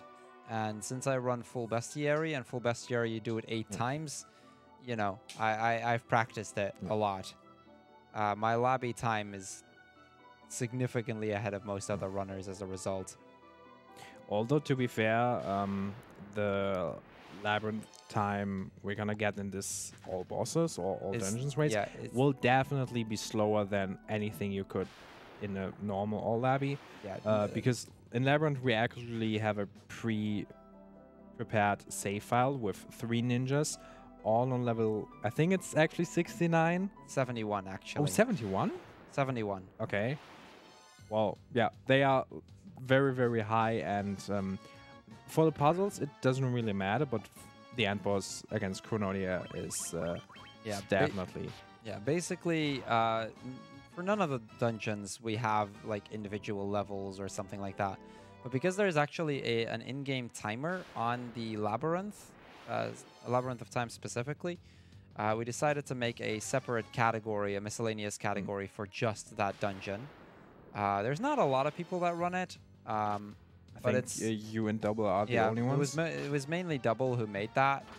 And then as soon as I saw that he had made it, I immediately set myself to just beating him, and not by a small margin either. I think you're at this point, I don't know, like 4 minutes. Yeah, 4 or 5 minutes faster than Double. And Double is pretty darn good at Labyrinth as well, but it just shows the difference. Yeah. And that's mainly just all full bestiary. Full bestiary, you do it so many times that you just keep on practicing it, and from there it becomes pretty easy. This is the floor, by the way, which is all about NPCs blocking you. It got pretty good. Pretty delicious. good floor on that. That floor is just delicious Yeah. with all the NPCs. It's something else. This is another random floor in that one of these doors, we don't know which one, will move us on to the next floor. So we just have to check the doors, and eventually we're going to warp to the next floor. And we're always hoping for it to be like the first or second door. Also, Usually it's not. we're currently on floor 17. We won't get any random encounters in this dungeon anymore because we still have the bibliothèque. Yeah, the library. The library, and that one, and we have the invisible floor. Yeah, so we are actually done with all the random encounters. I hadn't even paid that much attention to it, so I hadn't really noticed that we had those only those left. I mean, those are the very markant and individual floors. So, oh, whoops. So this floor is all about if you make one misstep, it's bad. Yeah. You have to just redo the entire floor. Although the way is always the same, so you could technically step by step actually learn it. Yes, I know it for the most part, and I could do more of it blinded, or like without being able to see anything, but because it's a marathon, I'm playing it a little bit safer on this floor, taking it a little bit slower, making sure I take the correct steps everywhere. That would have been actually a very nice incentive to do that floor blindfolded. Ha. I don't mean blindfolded as in completely blindfolded. But like not having the floors visible is all I'm saying. All right, Live Spring Grotto, floor 20. On the left, we can go to Omega, but we are going with the faster and the better fight with Shinryu. Now, Shinryu is incredibly dangerous, especially at the start of the fight. Yeah. We have to buff our health, and until we have properly buffed our health, he can pretty much one-shot us. We're gonna use some giant sonics first on our ninjas and our white mage. And our white mage will only use Hilaga during this fight, because Shinryu has a lot of AoE attacks, especially Flare is pretty dangerous. Yeah, the giant tonics increase my max HP for one fight by 200, which we're going to use to hopefully not die. As an added bonus, because my max HP got increased, my regen also increases by 20 HP per turn. T-Ball, that should be fine. Flare is his most dangerous attack. T-Ball should be okay. 500 is still low. Yeah, I'm gonna get everybody to 600 to 700 before we start doing anything else.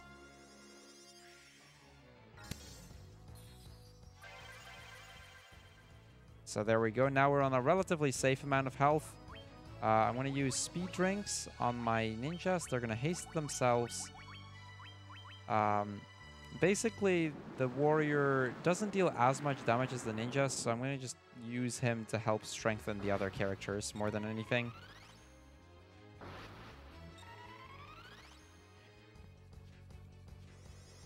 Although I might be able to just use haste on him as well, considering I have as much MP as I do.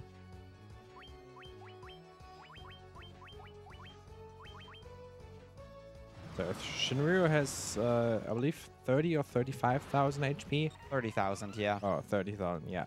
So, but you will see that.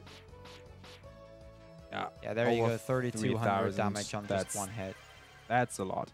Omega has the same amount of health, but his defense is like so so immense high. Yeah, it's ridiculous. This is why we opted to go for Shinryu regardless and not make this an incentive.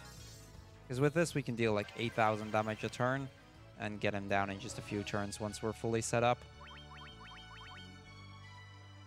That said, while we kill him, M3, if you have anything else? I think M3 transformed into someone else. Oh.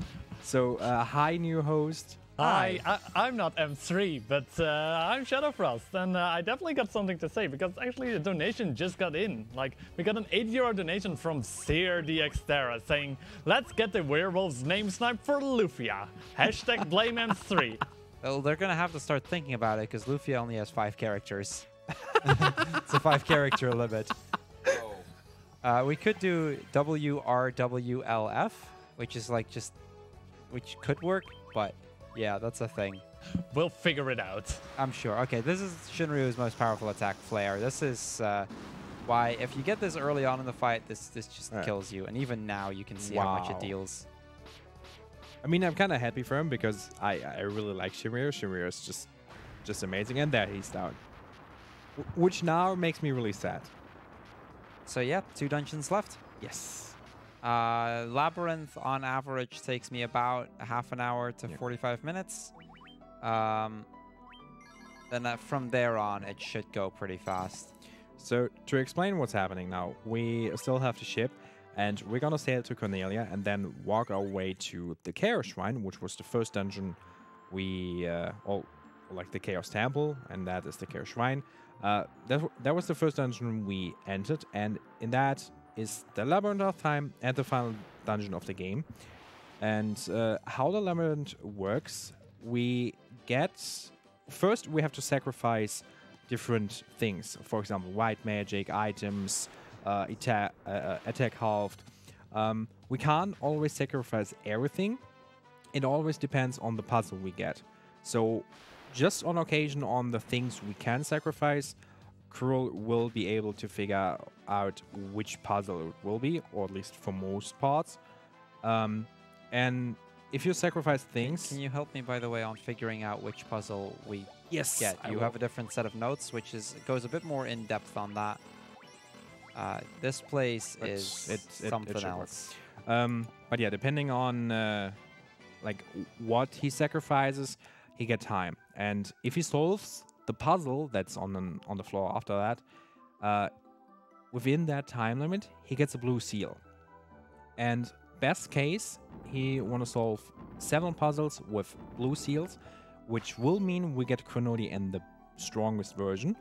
But since we're solving the puzzles, which is generally faster, it's, well, better to solve the puzzles than... Not to mention, if you fail a specific one, it can cause you to have to do an 8th or 9th or even a 10th additional puzzle. So we're also solving the fastest ones, or we're also solving them as fast as we can to ensure that we only have to do 7 puzzles in total. The extra time it takes for Chronodia to go down gets compensated because of, fewer puzzles and the likes. I think Chronodia, the 5th version of Chronodia, there's 8 forms. The 5th one it takes you almost an hour to just get through the dungeon.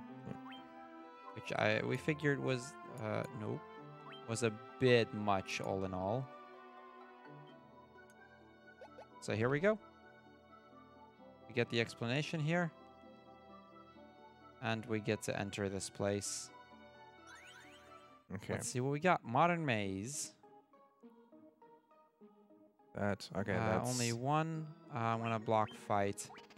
That should be... Oh, that's the other one? It's the fast one. Yeah, okay, there's 4 potential solutions to this. I need you to help me on which one it is. You have the solutions in front of you. Go northwest at the first intersection. Yeah, I know. Center, bottom. Bottom, center, second from the left. This one? Oh, no, sorry, this one? Bottom, center, second from the left. No, wait. Wait, what did you say? Bottom center is what he said. The fairy says bottom center. Center left. So this one? Yeah. Yeah. Okay. There we go. This is the fastest one technically, but Sorry. that's fine. We'll get through it. Because Eventually. the answer is set there. There's only 4 options, and with that, just that one fairy, you can figure it dungeon. out. 3 things. I'm gonna sack 3 sacrifices. white magic, defense, Uh, and Yeah, that That'll looks do. like scavenger hunt. oh, cool. I like scavenger hunt. At least if this is correct. No, No, it's that's- okay. This one I need my own set of notes for. Yeah, that's a March of Souls. Okay. Because that one actually looks very similar.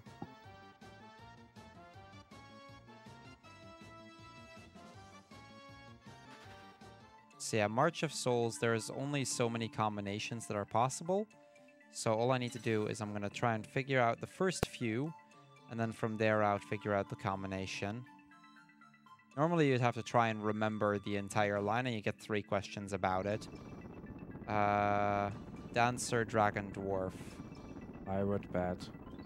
Dancer, Dragon, Dwarf, Pirate, Bat, Fairy, Broom, Beaver, Elf, Mermaid. Elf was number 9. First was the Dancer. Number 9 was the Elf. The questions are completely random, and sometimes he asks for almost the same thing. But yeah, it's actually shoutouts to, I believe it was Lenofis, who did a lot of research on this and actually figured out there's only a few combinations. And from there managed to help us speed this thing up quite a bit. Also, if you're confused why there are two of those portals, if you solve the puzzle within the time limit, you get a blue seal, and then it's the left exit. Otherwise, it's the it was still medieval, right? Yeah, medieval, seal 2. Should be fine because We have there's only so many. Path of Light. Yeah. Oh. Was it magic item flea dash? No, because I blocked fight. This is Metal Gear Dragon. Oh no, this is Path of Darkness. Never mind. Yeah, Labyrinth of Darkness. Yeah. So this is Path of Darkness. Easy rule for dungeons like this. Just stick to your right hand and up. yeah. Yeah. And you'll eventually figure it out. Right.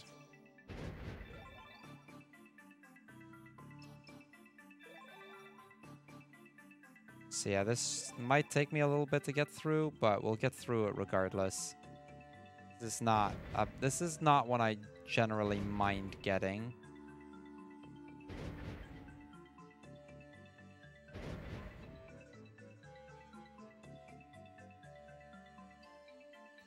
It's up.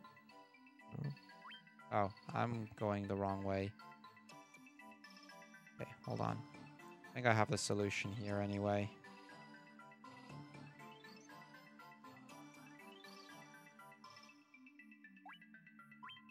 Okay, I'm just gonna reset the puzzle real quick. Oh, this is the exit. Interesting. Right up. Yeah, I just need to get back to the start real quick, but there's no random encounters right now, so it's not that bad. Okay. Try that again.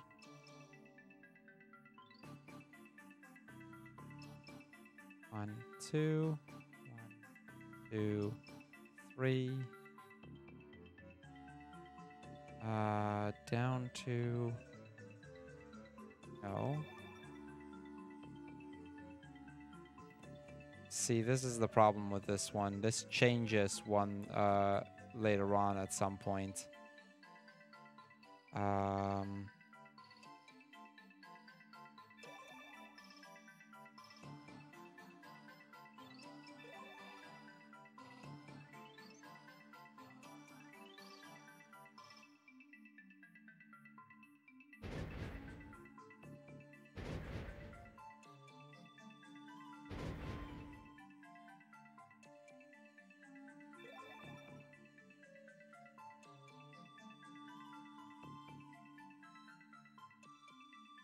Come on. Should be. I shouldn't be too far away, right?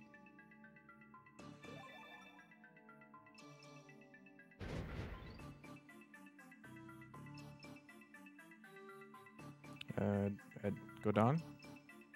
Left. Down. Down. I think one more to left and then up. No, okay, never mind.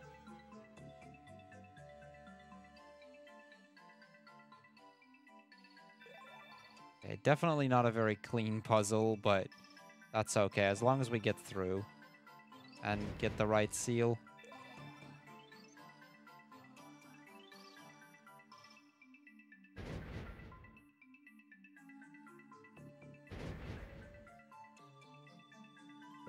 There is the treasure. Okay. That took us quite a bit longer than it should have, but it's okay.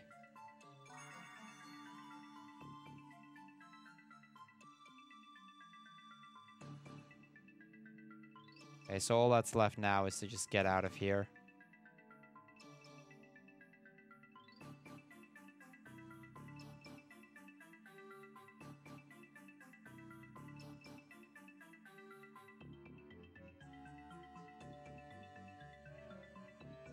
And we'll just take this one. Okay, not a great situation there. Definitely not entirely how I expected that to go, but it'll be alright. At least we got through. Next up, another medieval dungeon. How many is it? 7. Is this the counting the bats? The Bat Cave, yeah. Okay, perfect. I love this one. Yeah, Bat Cave is pretty easy. You have a floor and you have to count the bats, but not only the total number of bats, but also the amount of bats that are moving and standing still. And this one, it's kind of funny because you get to lock like 7 things, and literally all you need to do is count the bats. So I'm going to focus here for a second. Here we go. 3, okay. 1 and 4. 5, 6, 7, 8, 9, 10, 11, 12, 13, 14, 15. 15 moving, 1 still. There we go. Yes. 15 moving, 1 still, so 16 total. I'll ask you either the amount of still bats, moving bats, or total bats. So I just count them as 2 separate things, and then if I get asked for the total, I just add the 2 together. Moving on. Original Chaos. This is where the bad ones are at. Those are 4. It could be either marching order. 3. It's 3. It's 3. Okay, then twin statues. I thought so. Twin statues is fine. I don't mind that. Oh, I got a speed plus.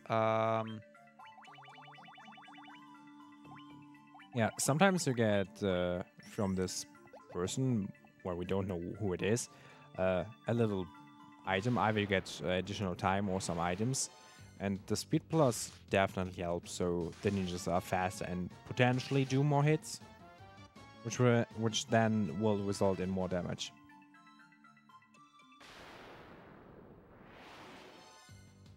Yeah, it's not a huge item to get. Like a strength plus, for example, would be better, but I'll still very much take it. Okay, twin statues. Basically, I just have to combine a bunch of statues together. Okay,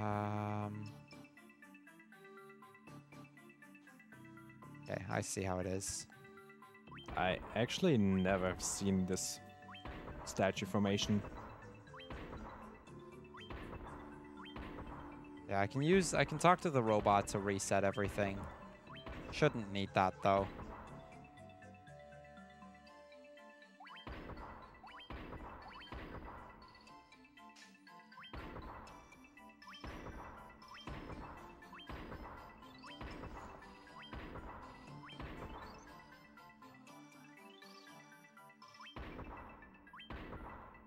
Yeah, this is just make sure they face each other, and once they face each other, they'll disappear. And we can move on to the next one. That was the fourth puzzle, I believe. Let's see. Fairies Frolic, Darkness, That's Bats. the order one. This is the fifth. So yeah, this is 5. Okay. Which makes sense. Original Chaos usually starts appearing towards the end.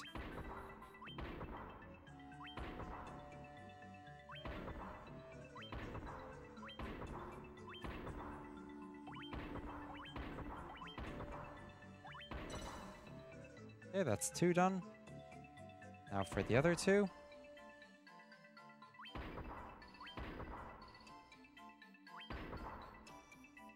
So yeah, this is literally pushing.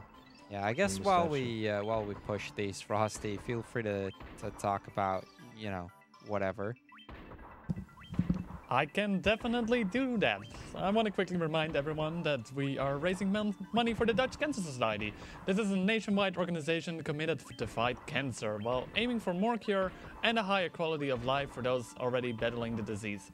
95% of your donations will go to the Dutch Cancer Society. The other 5% will help improve BSG to make these marathons even better. Feel free to keep going. Alright, then we want to give some quick thanks to ESA for supporting the event and for allowing us to stream on their channel for the first time. They provide us with additional equipment like cameras as well as experience and knowledge, so we're really grateful for that. Just feel free to keep going. I'm still not done.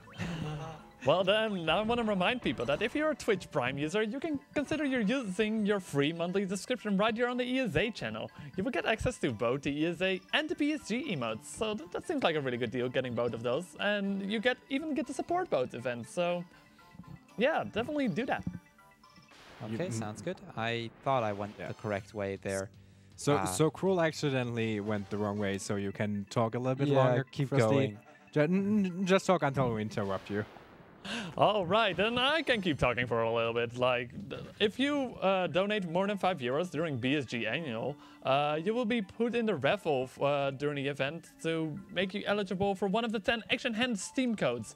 Kindly donated us to True Black Shark. He showed us the run earlier this week, and it was a really amazing game to see. So, if you want to get that game, definitely get your donation in for that, and we'll notify the winners of that after the marathon. Okay, now I have time again. So now I can actually do some stuff. Yeah. We get to the inner sanctum, which is where we can use a heal, and we just move on to the next floor. We have 2 more left, and there should be Netherworld Crypt. Yeah. Which, how many is considering it? it's probably it's 7. Okay, that's either Labyrinth of Disaster, Step by Step, or Trick Statues. Okay. I'm gonna keep fighting alive in that case. I'm gonna no attack items. No recover. I can only do one of those. No attack items and. So I need to find. Wait, Neverworld Crypt. I'll okay, it's have not this one. intelligence. That should give me enough time. Was there fight in there? Yes.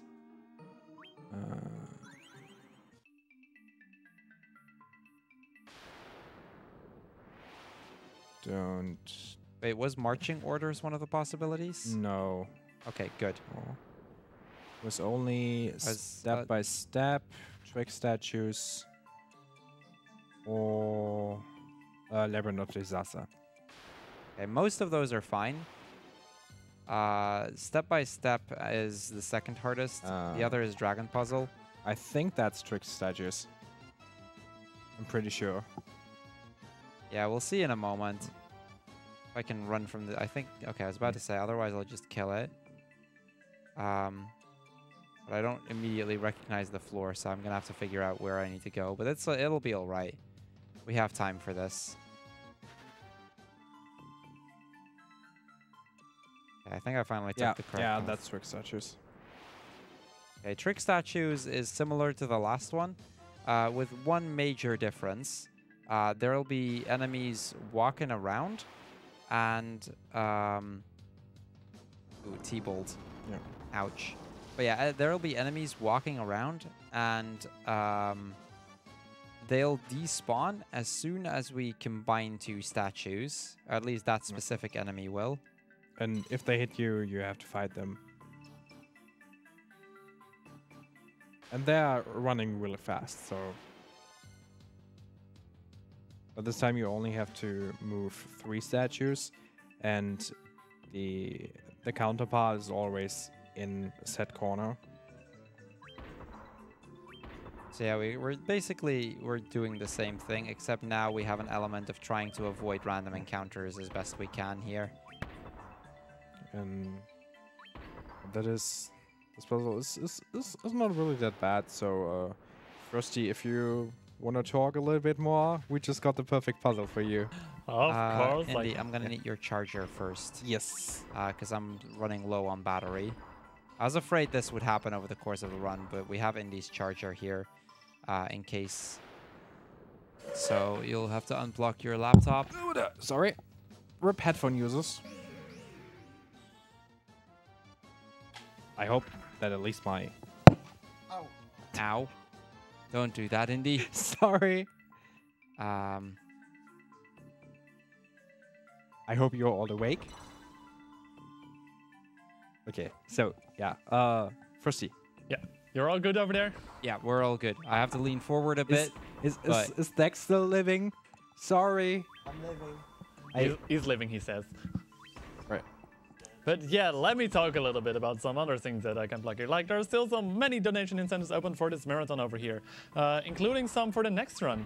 For example, the Capsule Monster Choice for Lufia 2, Rise of the Sinnoh Ancient Cave, any percent. There's many options for that on, but currently in the lead is Darby with 13 euros.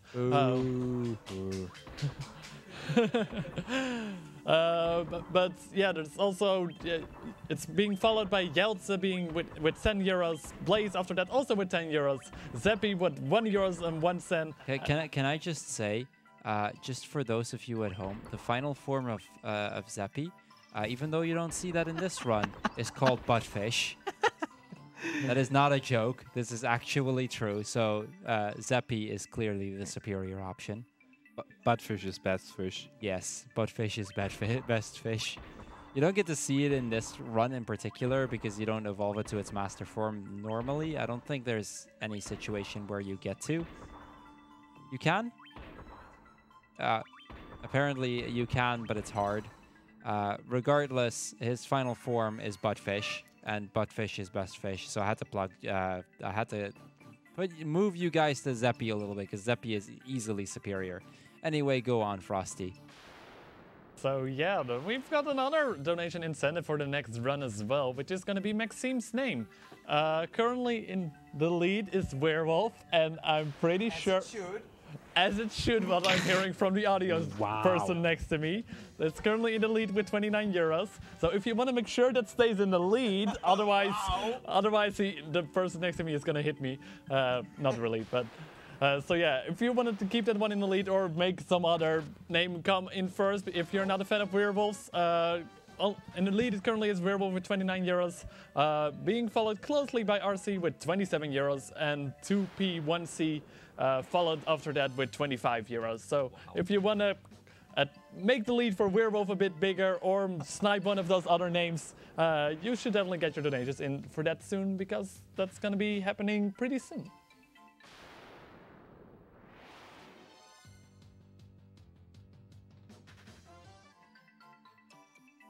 Okay, so we're about to come up on floor number 7, and it'll be the last puzzle that we need to do. After that, it's just Chronodia, which is the final boss of this place, and then the final dungeon, which will take somewhere between 10 and 15 minutes. So we should be closing in on the end here. Gonna quickly heal up, make sure that we're good. 7, I'm gonna again that's still fight. So yeah, it's Labyrinth of Disaster or Step by Step. Both of those are Warmech floors, I believe. Well, Yeah, I believe this is Step by Step, which is a really cool, really fun floor. Probably my favorite floor in the Labyrinth of Time. It's the Warmech floor. Assuming, yeah, this is the Warmech floor. Nice. So yeah, we talked about the Warmech a little bit earlier. This is probably the most likely place to actually see Warmech. There are, I believe, like 2 or 3. There's 2, yeah. Two puzzles where you can. I blocked attack. I'm an idiot. Oh. Can you still run away? I can, but I'm going to try and kill it. This is kind of dumb on me, because I knew there was a chance of this. I'm going to see how much damage I can deal with this. If that isn't going to work out, we're going to just run away. That's a bit of a shame. That's on me, though. I was like, I mean, okay. it's also kind of late, so Yeah. no worries. So I'm using the rune staff just to make sure that I stay healed. I'm going to have to see how much damage this deals. If we can kill one war mech, that'll give me an extra level or two, which will make Chronodia a little bit easier. But I'm going to have to see how much damage the white mage deals, because this isn't going to be enough. Yeah. I think he has like 2000 HP. Yeah. So I think we're going to have to run away. That is a bit unfortunate. It's not the end of the world, but... Nah. Yeah, we're going to run away. Like I said, that's on me. I hadn't realized that I disabled fight, which is kind of important here. Oh.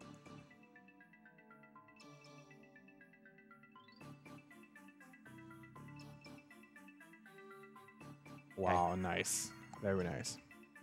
So yeah, we got to see Warmech. That's worth something. Unfortunately, we didn't end up getting the extra levels from it, which means we're slightly low leveled going into the final boss here, but it's not, like I said, it's not the end of the world.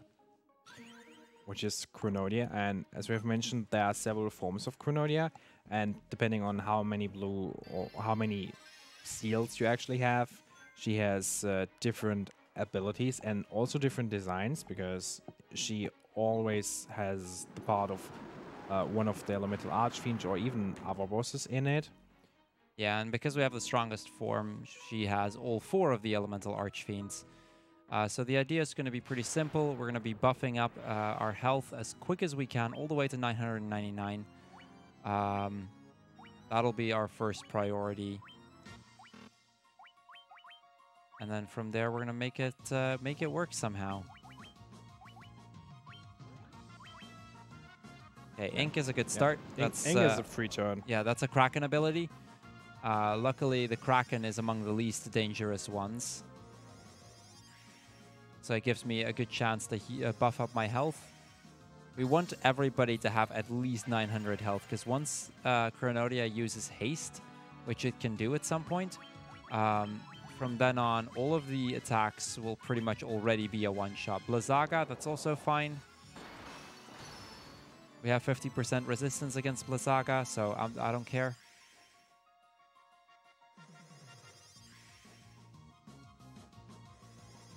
Yeah, this is definitely the scary fight here because of that. It's a fight that I've never actually died on in a run. So in that regard, like, we should be fine. But not to say that we cannot die on it, because you can. I've gotten close a few times. So Thunderbolt, that's a Tiamat ability. And we're about to come up on the first seal. So this guy has an ability called Seal, which basically means he's going to block either attack, magic, or item for 3 turns. So I want to use the Giant's Tonic there, make sure that everybody is at least close to where I need it to be, and I'm going to use 2 speed drinks here on themselves.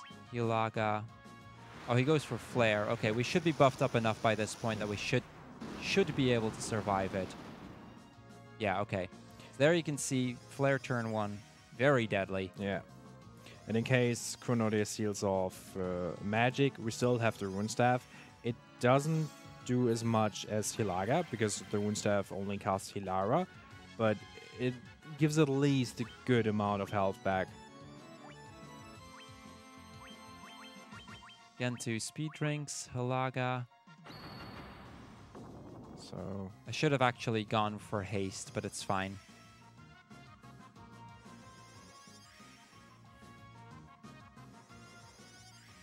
Okay, that is the warrior on 999. And all but Ducky over 900. I think he should be fine, though. Yeah. So I'm going to have... I'll just attack. Haste. Haste. And Hilaga. And in this form, Chronodia has 42,000 HP. Yes. So I think that's the only form with that. Yeah, it's the much only amount? form with this much HP. I think even the the weakest version has like 30,000 or something. Yeah, they all have a crap ton of HP, which is also why it doesn't really matter much which form you fight. Other forms are a little bit faster, but the difference isn't big enough to really warrant a big change there. Yeah, there you can see we're right now dealing about 2,000 damage a turn, which means it would take quite a while. We're going to buff up more once we get the ability to use items again, but we're not quite at that point at this point. So yeah, there you can see physical attacks, 700 damage almost, and mind you, when hasted, that would double. I did practice run earlier this week where she was almost dead. Then she hasted, and my warrior and one of my ninjas were instantly dead. Like, okay, that is not good. I pulled it off again, but the fight took just longer than it was supposed to. Yeah, so here we're going to use speed drinks in big part to help us buff up that agility as much as we can so that we can deal more damage than we did just now.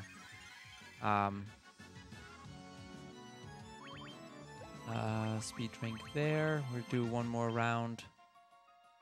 There's seal. So Hopefully not ideally we're hoping not to get attack sealed off from this point onward. Frosty, if you have more donations or something, by all means. I definitely do. We got a 13 euro donation by DXterra saying, "Let's see this buttfish." We also got a 5 euro donation by Hapkanene Name saying, "Finally weekend, so I finally have internet and can finally do this donation to this fantastic event with the fantastic people for a fantastic purpose." Also, good luck to Mitch and Shuri for their AC run, and I hope Mitch stays awake. And at that point, Buttfish wouldn't be in the lead anymore. However, Texdera did another 2 euro donation saying, "No, Buttfish." Thank you so much, everyone, for the donations. So I guess we're getting Buttfish somewhere in there after all, maybe? Hopefully. At this point, Buttfish is indeed in the lead. Cool. Buttfish equals best fish. So, Frosty, without being worried that you might get punished from all sides, which one would you pick? That is a good question, actually. Obviously Buttfish. Would you also pick Buttfish even though you wouldn't know that he's called Buttfish? I mean, technically he's called Zappy at that point. He's still Buttfish, in my opinion. Still, a fish, a butt, seems like a good combo. I agree. Frosty understands. Okay, so this is where I'm going to use a Mega Elixir. The first of the two, just to make sure that Pazzy has enough MP to help push through this fight. By this point, both of my ninjas have gotten quite a few speed potions, so we're dealing a decent amount of damage here. We'll see if it'll be enough or not. Should have known this was Seal, so I could have used something else, but it's okay. 32 hits, by the way, is the maximum. They're now on 28 and 30, respectively. So that tells you something about how close to the maximum amount they are right now.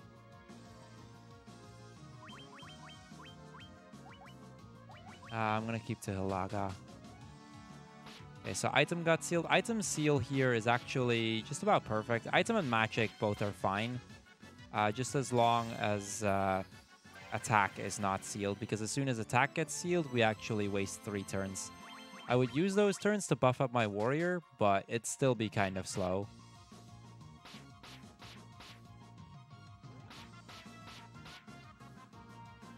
Here you can also see why we want 2 of these ninjas. They just deal so much damage. I think we should be close to the kill. We might be, yeah. We should all in all be able to go a good 10 minutes under estimate at least. Which all things considered is something. Yeah.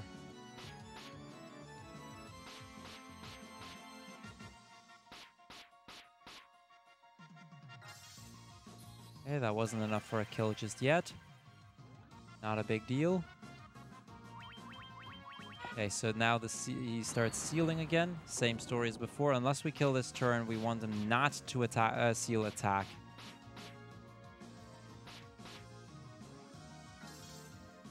Okay, just need attack to still work.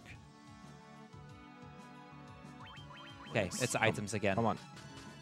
It is completely random which one he chooses, so the fact that it was items again is good. There we go. Nice. Frenodia down. That is the hardest boss in the game. That means we just have the final dungeon left, which normally would be interesting, but because, you know, we're this powerful. We will kill just everything. We also just got a natural barbarian sword. Yeah. Now let's see the in-game time. 31:42. That's actually not bad considering. Yeah, everything between 30 and 35 is considered like really solid for for an old dungeon setting. So yeah, and since this is a co-op run, we turn the final dungeon now into 2-player, 1 controller. Why not, right? So the final dungeon normally has some quirky little things to it. For us, it's going to be really easy because of how high leveled we are. We probably will make a safety save at the start, I think. But yeah, just to be sure, since we just finished Labyrinth and all that. But other than that, I think like 1 safety save and maybe before Chaos. Yeah, I don't even think we would need to before Chaos. Because Chaos is free at this level, honestly. Yeah.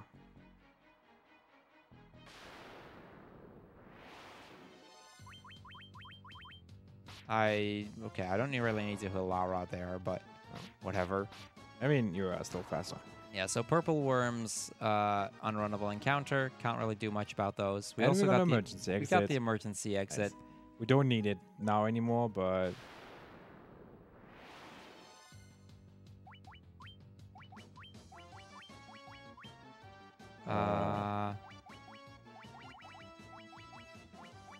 there we go. Ice Kickers Winterwolf does die to the White Mage. Also, maybe we should do a real quick on equipment. Remove the Lordly Robes.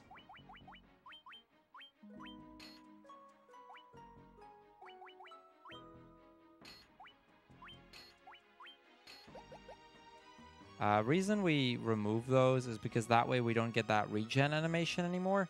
And that can actually save a decent chunk of time still. Oh. Up.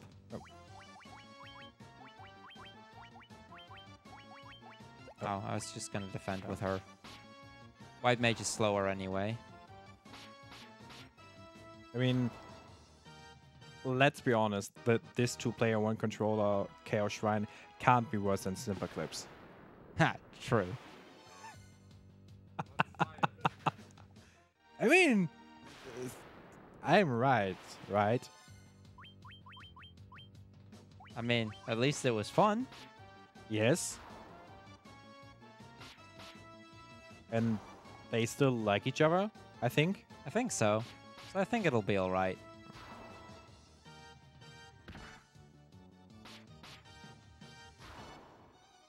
Okay, so we're almost out of this floor. Yeah. Once we enter the basement, things become a bit more lenient again. Another spike tile. Yeah, this is the first of 4 mini bosses. Or sorry, first of 5 mini bosses. Yeah. Death Eye. Also, do you remember the loot that we picked up at the start? Yeah. In the PSP version, you can't miss it because the princess will automatically call you back. Yeah. So you pick it up. And this is the only reason why we actually need it. I think in all the other versions, you can actually miss it and have to go back all the way to get it.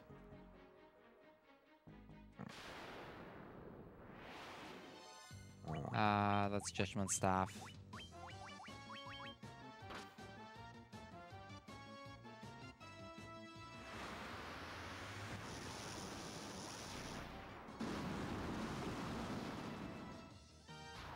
Okay, that's the Ice Kickers Winterwolves. There only like 1 or 2 more floors, and then we enter the interesting part because then we technically have some kind of boss rush on each floor. A boss. Yeah, basically it's the basement floors. Every single floor has a boss. 5 floors in total, the 5th one having the final boss of the game, which is the reworked version of Garland, the very first boss of the game, but now 2,000 years into the past in his stronger form as Chaos. He's still a pushover, though.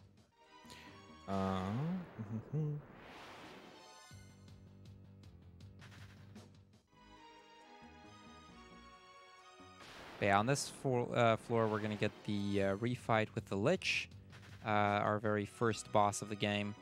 Or first major boss of the game, I should say, rather. Wow, you consider the pirates not a major boss? No.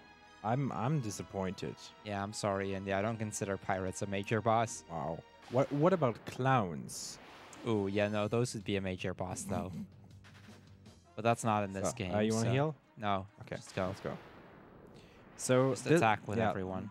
This time Lich is a little bit more dangerous because instead of Blizzaga, he has Flare. Which is still painful, Yeah. but because of our high level, there we go, that's Lich. I mean, all Sure. dungeons, all bosses, we are like super safe. Yeah, the final dungeon, like normally, just for reference and any percent, normally you're about like 8 to 9 levels lower than we are. So, you know, and even with that, it's not likely to die in this place. So let alone with all of those extra levels.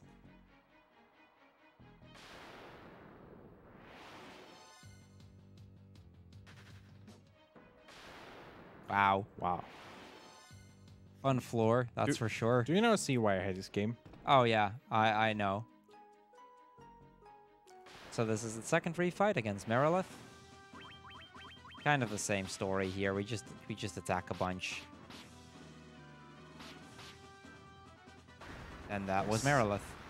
Now the next floor does have some unrunnables, so hopefully we won't be getting those too much.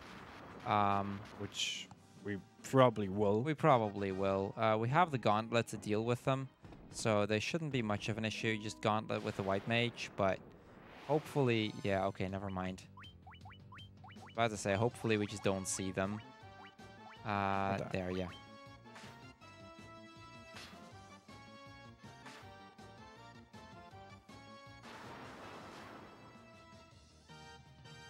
Oh, I thought that would kill. We'll just switch the Judgment Staff next one, I guess. I really thought that would kill. We could also equip the Golden Staff now. That might push them over so that we can actually kill them if we see them again. Equipment. Okay, go to weapon. Left. One down. Golden Staff. Let's go. Okay. Frosty, if you have any donations or anything, now is a good time. Well, we actually just got a donation in. Almost like you knew that there was a donation. And we got a €1.50 donation by Hub Kainaname saying, "Go Team Blaze! I want to see an angel." And with that, Blaze is in the lead again for the Capsule Monster Choice for the Lufia 2 run. They're currently in the lead with €16.50, but with Zappy, better known as Buttfish, is closely following behind with €16.01. So in just a 49-cent difference. So it can still go either way. So get your donation in for those. Not even 420 Blaze it. Feels bad, man. Thex, can you please turn Frosty down on my end? You're killing my ears here, dude. Let's just change Judgment Staff. Judgment Staff. There it is. I'm sorry, Frosty. It's not that we don't like your voice, but... it's not that we don't love you, but, you know, something. He was a lot louder on my headset than there we go. Everything else. And okay, thank you. Yeah, time for... so yeah, this is the Kraken. Kraken. That was a really bad Kraken floor, by the way, just for reference. Did you ever had a good Kraken floor? I have. I've had it in counterless a few times. Oh, yeah, the white mage with the swag staff. Yeah, why not, right?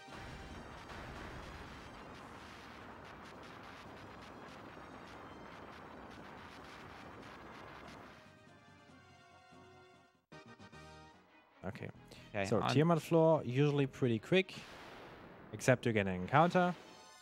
This one we can run from. Are we going for haste threats? Yeah. Okay. Haste with the second ninja. and then attack with it on the other turn.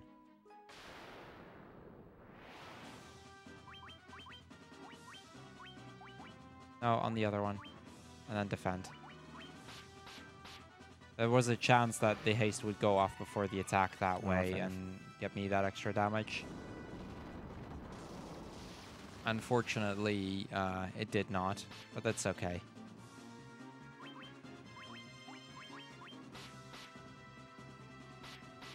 Okay, we don't really have a lot of equipping that we need to do for the final boss because we're pretty much already set up. We just need to heal and restore some MP. Restore MP on the ninja as well, by the way. We could go for the Mega Elixir. Oh, right, yeah, we could also just keep it in case the fight turns ugly at any point. Do we have time for a donation? Yeah. Go ahead. All right, we got a €1 donation by W Reflect saying, "All hail King Trident." And guess what? Buttfish is in the lead, or Zappy is in the lead again. Okay. So, thank you so much. So, time for the final boss, Garland. Yeah, we killed him 2,000 years into the future or something, and now we're going to refight him. Because why not? There's actual lore in this game, believe it or not. Now it turns out he's the ruler of Discord, the evil man from the underground. It's time for some chaos. Attack, magic, haste, warrior first. And Hilara.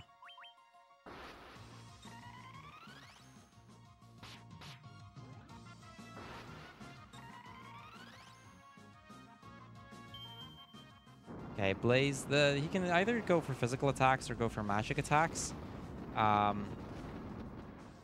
Generally, magic is slower. We're hoping not to get that.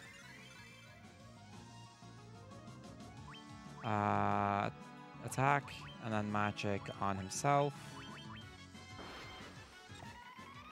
So Chaos has 20,000 HP, which, considering that we are all hasted and are pretty high, this fight should go pretty fast. So Tech, get ready on time. Let's switch to Halaga. I noticed we were we didn't actually heal back to full, so let's just play it a little safe.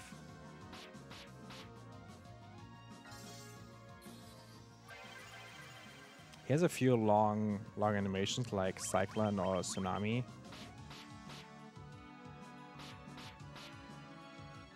Which we might not even see. Hopefully we won't. He's going for a lot of physical attacks, which is actually good. That's really good. Yeah, so far this has been a good fight. I think he actually might be dead now. No, I think we need one more turn. Oh, never mind. Time. 3:35. That's nice. That's pretty good. So yeah, impromptu co-op run because this was initially supposed to be a race, but you know, with a Bork's cable, we figured this would be a good way to, you know, keep it going. Hope you guys enjoyed Final Fantasy 1. I'm Cruel. My name is Ian in Dragpack. In Dragpack. And I guess we'll just be throwing it back to the host and enjoy the upcoming few runs. Ancient Cave is coming next, I believe. So that's a fantastic run. Not as fun as the full regular game, and not as Mitch, RNG heavy as Final Fantasy 1. Also, but it's still a really fun run, and Mitch is bound to make it even better. So yeah, stay tuned for that. All right, thank you two so much for showing off that run. So before we're gonna head off to the intermission, the full intermission here, I quickly want to get another donation in here. We got a €6.66 donations from Kriegspire saying, "Zappy for president, Zappy for husband, Zappy for wife, Zappy is love, Zappy is life." Thank you so much for that donation, definitely going towards Zappy's. So just quickly want to remind everyone that there's for this next game, Luffy 2, The Ancient Cave, there's going to be 2 donation incentives which are going to be closing up pretty soon. One of them being the Capsule Monster choice. Currently in the lead is Zappy. with, I will look at the exact amount, 23 euros and 67 cents. Followed closely after by Blades with 16 euros and 50 cents, and Darby followed after that by 13 euros. So if you still want to snipe one of those, you still got a couple of minutes to keep that going. There's also a naming incentive still open for Lufia 2, which is for Maxime's name. Currently in the lead for that is Werewolf, in the lead with 29 euros, followed by RC in second place with 27 euros, and in third place 2P1C with 25 euros. So if you still, they're still all really close for this upcoming run, so if you still quickly want to get some donations sniped over there, you should do it probably pretty soon now. We're gonna be setting up this this game over here. We're quickly gonna get into an ad break, and we'll be right back.